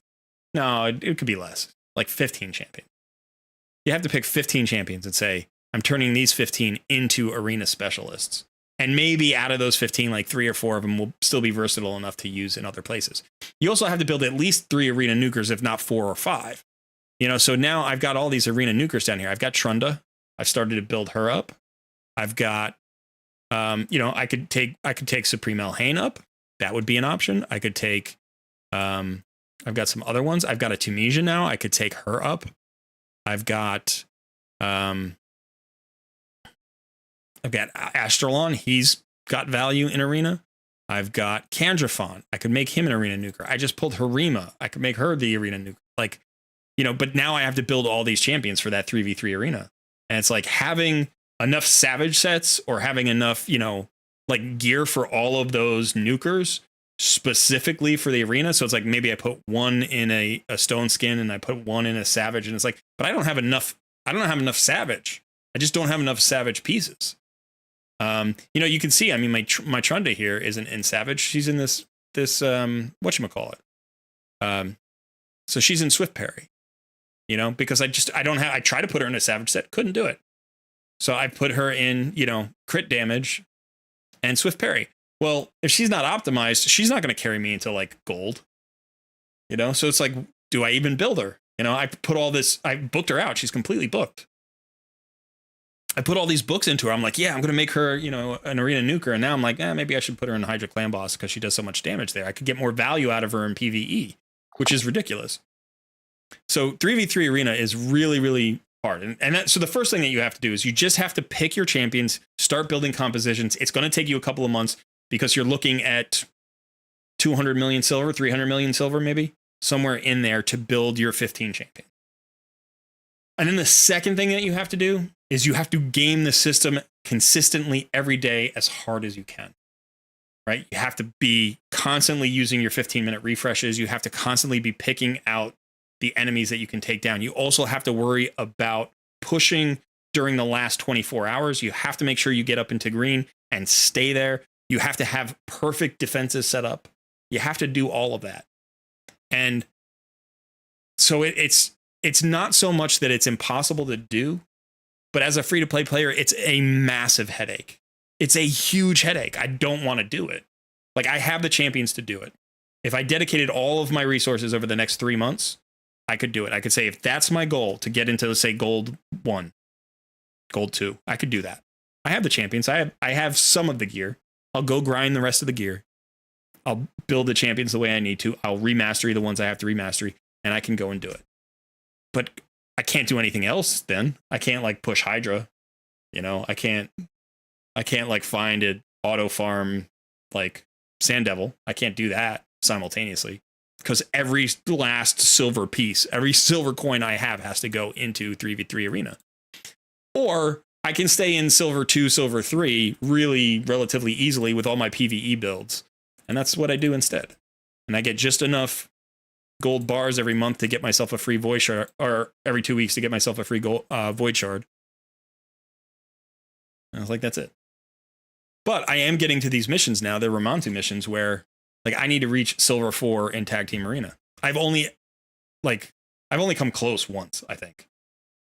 And I think I lost it in the last hour. Like I was really, really close. I lost it in the last hour. So, Son, you back? Yeah. All right. Sorry, I just had a quick call. No worries. All right. So it is 4 p.m., which means we are close to coming to an end here. So the last thing we're going to do, I think, is we are going to do our void pulls, our void shard pulls on the main account.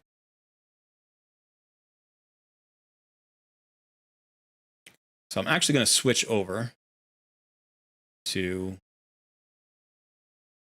Plarium and Play.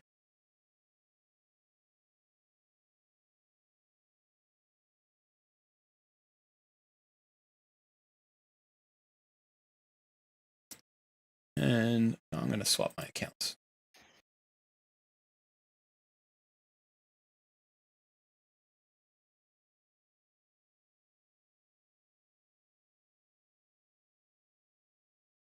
I have so many accounts now. It's like hard to remember which account is named what.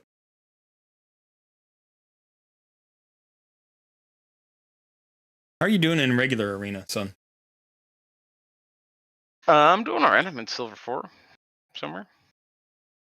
Just farming. I was in gold for a while, but silver 4 is a little bit easier. I'll be happy for this CVC to roll around because I have so many medals to put into my Great Hall. And I want to do that during CVC. So once that rolls around, I'm going to have like 7 or 8 upgrades.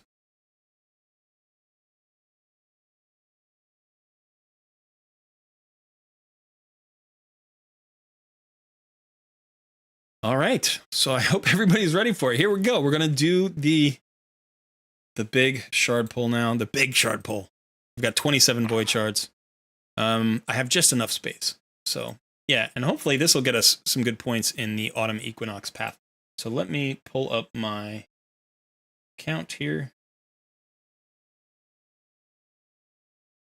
That's a little weird. There we go. Okay, OBS was just lagging behind.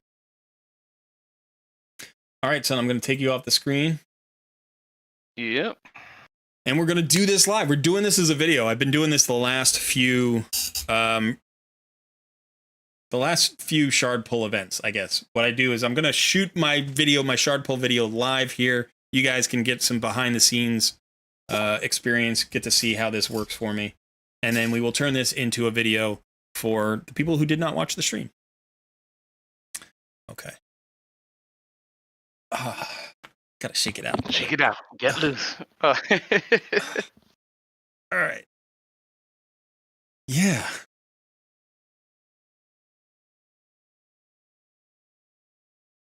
So usually I like these to go about 10 minutes, but I don't know what I have to talk to. Oh, I do know what I have to talk about today. I can talk about the 10 times champion. She's really great. So it needs to go at least 10 minutes. Usually somewhere, shard pull videos are faster, but I don't like 7-minute shard pull videos. I always think that's a little bit of a, like, come on. Like, anticipation helps. Build the anticipation.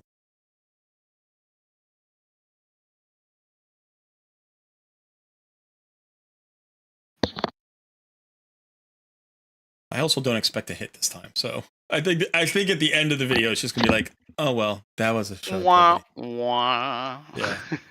Oh boy. Okay.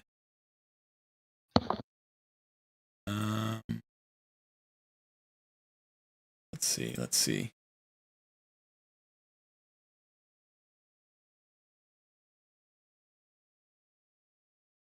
You know what's so funny is recently I've gotten into that because Sun and I talk about how to like best present the how to best like shoot videos so that the edits are relatively easy, and also how that can like give me value in terms of scripting and performing the videos.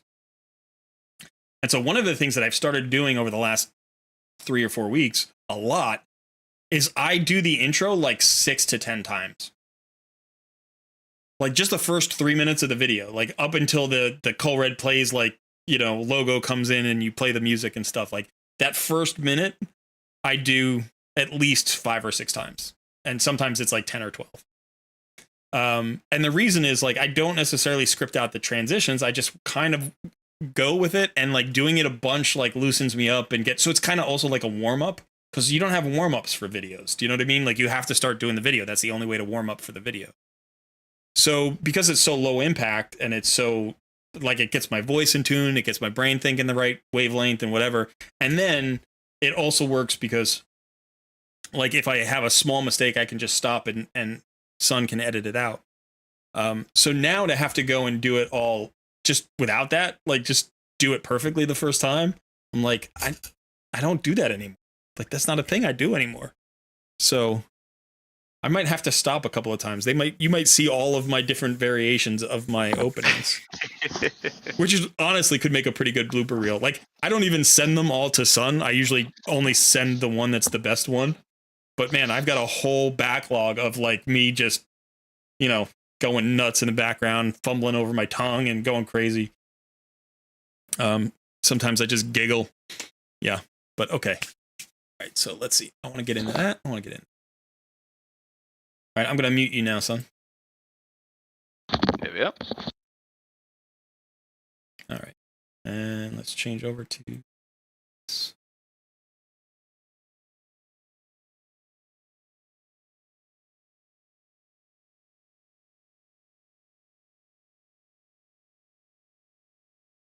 All right, here we go.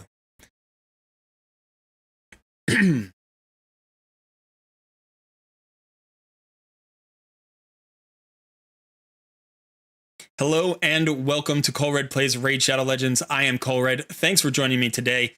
The portal is purple, and it's the good purple. It's the one we like. It is a 2x Void Shard event. So we're going to talk about the 10x champion, which is associated with this event, and then we're going to get into a couple of other details that you may want to think about in terms of determining how many shards you're going to pull for today. Hope you're ready. Let's get started.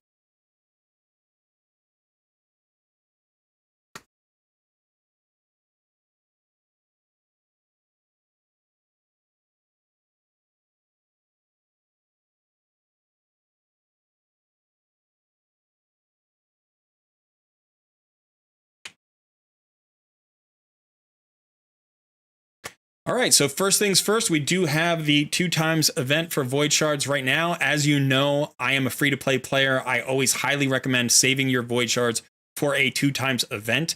If you can get additional value for them during a 2x event, then that's great. But if not, it's still the best time to pull your Void Shards, because these are the only shards that are ever going to yield those legendary Void champions, and we know how good they can be. Speaking of Void Legendaries, there is one that is also on a 10x event today. And that is a relatively new champion, came in with Sun Wukong, and that is Shu-Zhen the Valorous. Now, she is in the Shadowkin faction. She's got a really interesting kit. I actually think she kind of came into the game quietly. There wasn't a lot of buzz about her, but I think she's a very, very good Void Legendary. And so we're going to take a quick look at her kit now.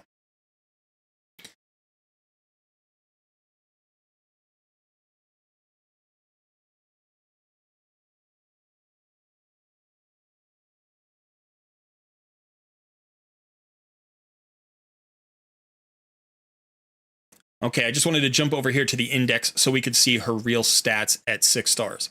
So if we take a look at her stats, you can see nice HP pool at 21.5K. We've got pretty good defense here at 1300. Very nice speed at 110. So good stats, good all-around stats. Now, if we look at her skills, her A1 has a 50% chance when booked of placing a block active skills debuff for 2 turns. And that 2 turns is important because if a block active skills debuff is already up, then this skill has a 100% chance to steal 20% of the target's turn meter. So remember, a steal means she gets it. So this is going to give her a turn meter fill in addition to taking that turn meter away from your target. On the A2, this is a really interesting skill. It's I think a unique skill in the game. So first of all, it targets an ally, and if that target ally is not under a sheep debuff, so it's not sheeped, it places the increased attack, increased crit rate, and increased crit damage buffs on them for 2 turns, and then it activates an instant turn effect on that ally. So this basically means that you can make a nuker go immediately following Shu-Zhen, right? That instant turn effect just jumps the turn order. It's not a turn meter fill. It's literally a go next button. So that's a very interesting option. And then the other potential of this skill is that if the ally is instead a sheep, you can basically de-sheep your ally. So both parts of this skill are pretty interesting and unique to the game.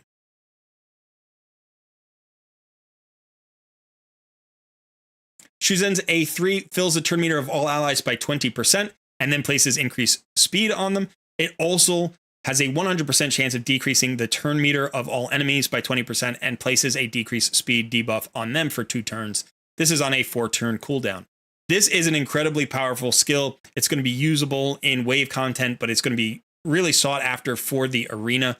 The nice thing about this is it's not a hit, so it can't weak hit, but you do have to have the accuracy necessary to land the turn meter decrease and the decrease speed.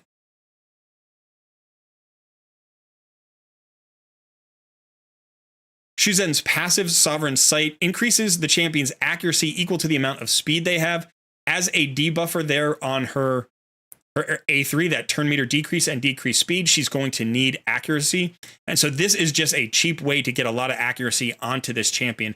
She obviously should be the fastest champion, or maybe the second fastest champion in your team composition. She's got 110 base speed, so she's going to get at least 110 extra accuracy. But you're going to want to have this champion basically going as fast as possible. And so the accuracy requirements are going to be significantly reduced, and that's really nice. It's just going to make it easier to build her out. One consideration with that build is this may mean that even though she's a debuffer, you can skip the perception sets and go straight to 3 speed sets, because the additional speed will also increase her accuracy.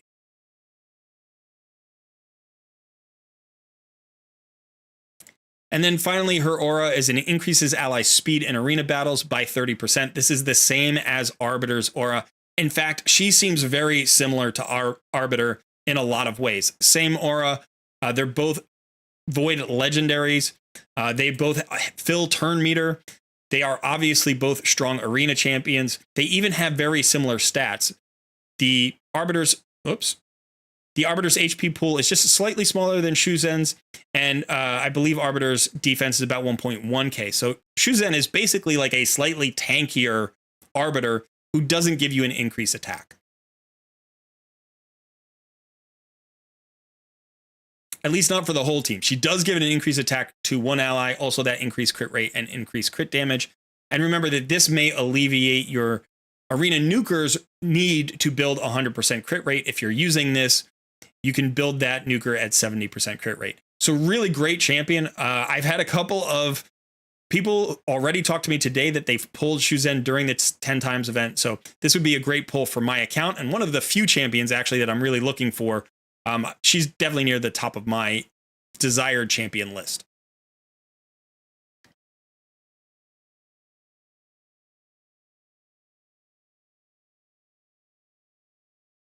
All right, now we talked about trying to get extra value during any time you're pulling shards, and there are a couple of places here. There's no champion chase or summon rush going on, but there is this autumn equinox path, and you do get points for summoning champions. So hopefully we're going to get a lot of points here from summoning champions, and that's going to help us go down this path quite far. There are some 5-star chickens here. There are barrels. There's a feast here. There are legendary tomes and even mythical skill tomes all the way at the bottom. I don't know that we're going to get down that far, but we'll see how far we get. 5-star chicken would be great.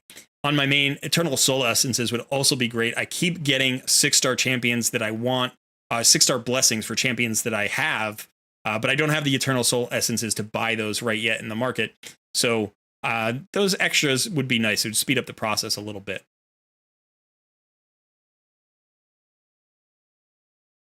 And then the last thing here is there is a champion training event coming on. So even if you just get a bunch of rare void rares that you're not going to use for a whole lot, you can use them as 3-star chickens, and that's going to help you with the champion training. So there is some value here, even in addition to the 2 times Void Shard event.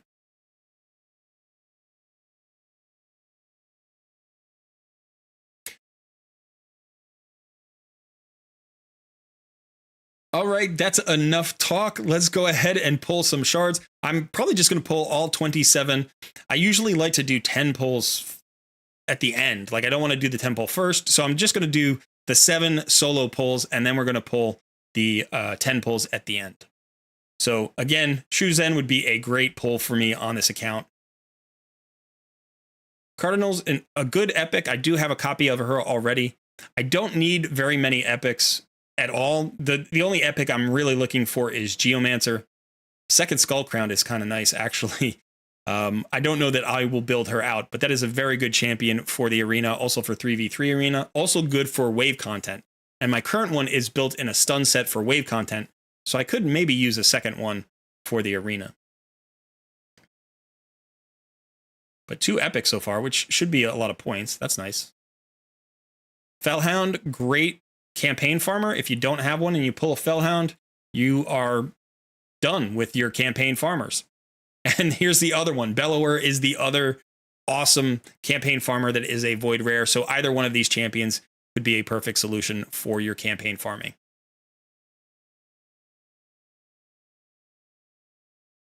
All right, Cagebound, we don't have to talk about every champion here. This is one of the reasons why I don't like doing solo polls. I don't want to have to talk about all these champions. Centurion, okay. And then we got one more. Okay, Tree Shield Knot, actually one of the best rares in the game. I think he was just added recently to the Sylvan Watchers faction. Definitely the best rare in that faction, and that faction is full of good rares. So if you pull if you pull a Tree Shield Knot and you need help in the Sylvan Watchers faction crypts, definitely think about bringing him up. He can also help you in a lot of places. He's got a decreased attack, he's got heals and increased defense, and then he's also got a revive. He's actually one of the better revivers in the faction, at least as far as rares and epics go. We have a lot of good legendary revivers in this faction. Okay, so now we got 20 pulls.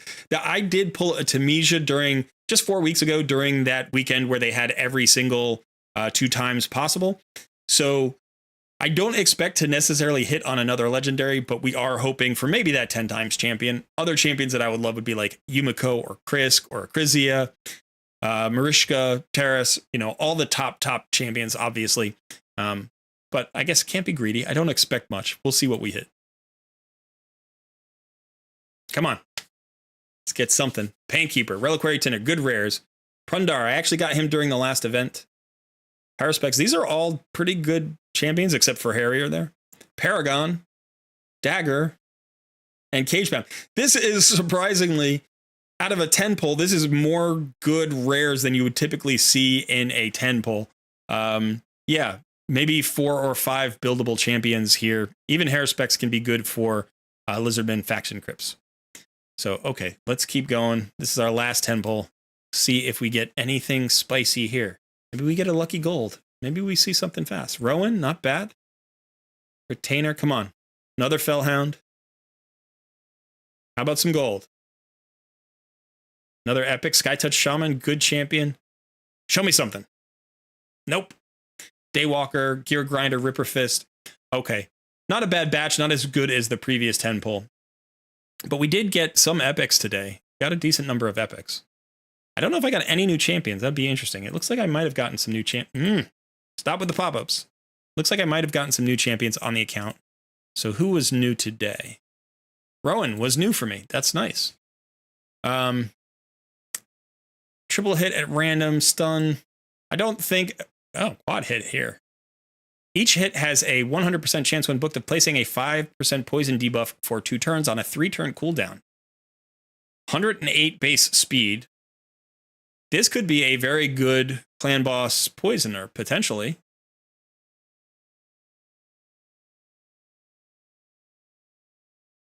Interesting. Yeah, I've never built a Rowan, but definitely piques my interest here. I might have to look into that Rowan. But it's always nice to complete a set, and as you can see, I now have every single epic in the Bannerlords faction, so that's kind of cool. And then that was the only new champion for the account. Let's go ahead and look at the Autumn Equinox path to see how many points that we ended up with. Almost 30,000, which actually should get me pretty far into the path. I don't know if that's going to be enough to get the chicken Doesn't look like it. I'm going to be just shy of the chicken, but I think that that should get me down to these essences here. So let's go ahead and just pull those. I want to stare at these red dots for the next 2 days. Epic Tome's good. 6-star Speed Glyph is always nice. And then here we can actually get these Eternal Soul Essences. And we are at 5,600 points. So it looks like I may be able to get to this Legendary Tome, which would be very cool. Without a mythical champion on my roster, I don't know that I want to go for the mythical tome, but part of me wants to, like if I have the points to say, hey, maybe I should just keep one in reserve because I might get one. It also might take me 3 years to get one. So, you know, obviously I have many, many legendary champions that I could book out, build and book out. And so this would be a better investment for my account. But yeah, consider what you want to do with this path before you just go there. And remember, you can wait and kind of figure out how many points you get total before you actually select it. These path events typically stick around for 24 hours after you can collect points. So the points will end, but they'll leave the path up so that you can wait all the way until the end before you make your choices and figure out how many points you actually get.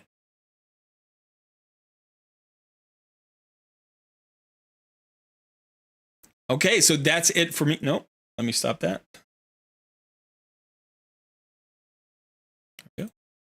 Okay, so that's it for me today. Not a super exciting pull here, but we did have some more excitement on our Noob versus Pro account. So we'll be showing that with in this video as well. Definitely let me know in the comments below if you hit anything exciting. If you hit the 10 times champion, I always want to hear about that. A lot of people doubt whether the 10 times is a real thing, but I think when it comes to void shards, you're more likely to see it than during, say, sacred shards, because there are far fewer void legendary. So like I said, I know at least 2 people who have hit Shu-Zhen today. So let me know if you hit Shu-Zhen as well. All right, don't forget to hit the like button and subscribe to the channel. Also consider joining our Discord community. I've been Colred. Thanks for hanging out. I will see you in another video very soon. Oh yeah, I don't have to stop. That's just it. All right, there we go. I forgot to take my earphones out. I was like two-thirds of the way through the video before I realized, oh, I don't normally do the video with these in. Yeah. Yeah, I pull epics on my main account that would have helped my little account. And then, of course, I'm going to pull like a Geomancer on my little account a year before I get it on my main account. Yeah, that Rowan was interesting. I've never actually used her before. I've never built her before. I've never even really looked at her before. So that was kind of interesting. Double take. Come on, Colred. You're better than that, Steve says. Thanks, Steve. That's why I have an editor, right? So I don't have to worry about all those things. So you get a little bit of a look here. Anybody who watches this video gets a little bit in the behind the scenes look and what it takes for me to make a shard pull video. Trust me, shard pull videos are the easiest type of video to make. Like, they're not super easy. Like, it's not the easiest thing I've ever done. But as far as videos are concerned, it is relatively easy. Comparatively, yeah. The only downside is, like, you don't know what's going to happen. So you could invest all this time and energy and like plan, oh, we're putting out a shard pull video this Saturday, it's going to be great. And then duds all the way through. You just hit nothing. And you're like, we still have to put it out, you know? So a little commiseration, you know? Yeah. All right. So yeah, any feedback? What people for the most part we just watched. Tommy Dash says getting Lego books from events is much more important than winning tournaments. Lego books are important.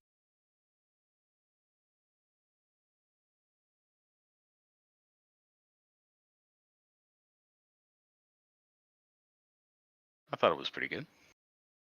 One take, Colred in the house. Reaganomics says not quite, but did okay. Did okay. Just a few little hesitations. Yeah. All right, so let's bring Sun back. Where are you here?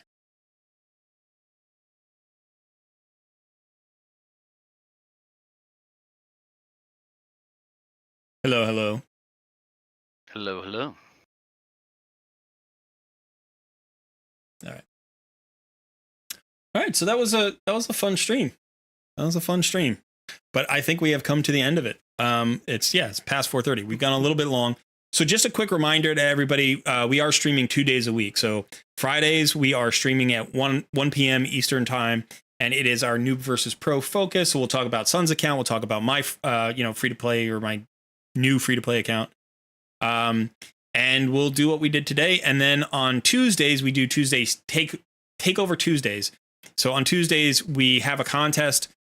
People in our Discord community, you can sign up for the Discord community at any time. They can apply for a free takeover. I usually try to do at least 2 or 3 takeovers on Tuesday's stream.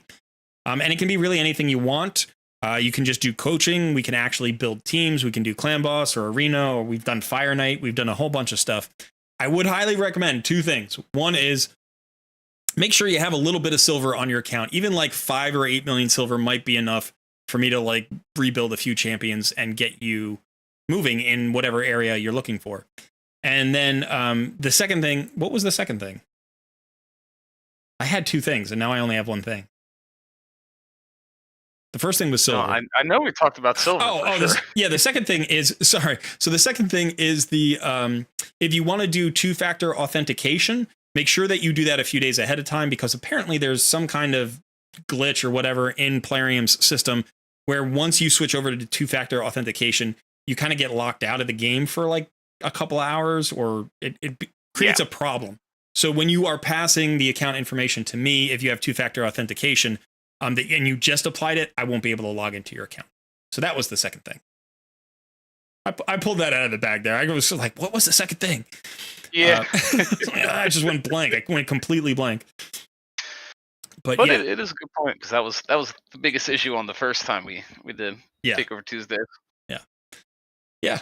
So that's it. Thanks for hanging out in the stream. Shout out to all of our people who used our new monetization stuff. We had a couple of super stickers. I think we had a super thanks or something like that, which is awesome. So that was very cool to see. Thanks for participating in that and supporting the channel. And yeah, we will have more videos out. Don't forget to like the stream. Don't forget to subscribe to the channel if you haven't already. And we will have another video out tomorrow. You've already seen most of it, which is the shard poll. So yeah. But that's it for us. You ready to say goodbye, son? Yeah. Have a good one, everybody. All right. Have a great day. Thanks for hanging out. We'll see you soon.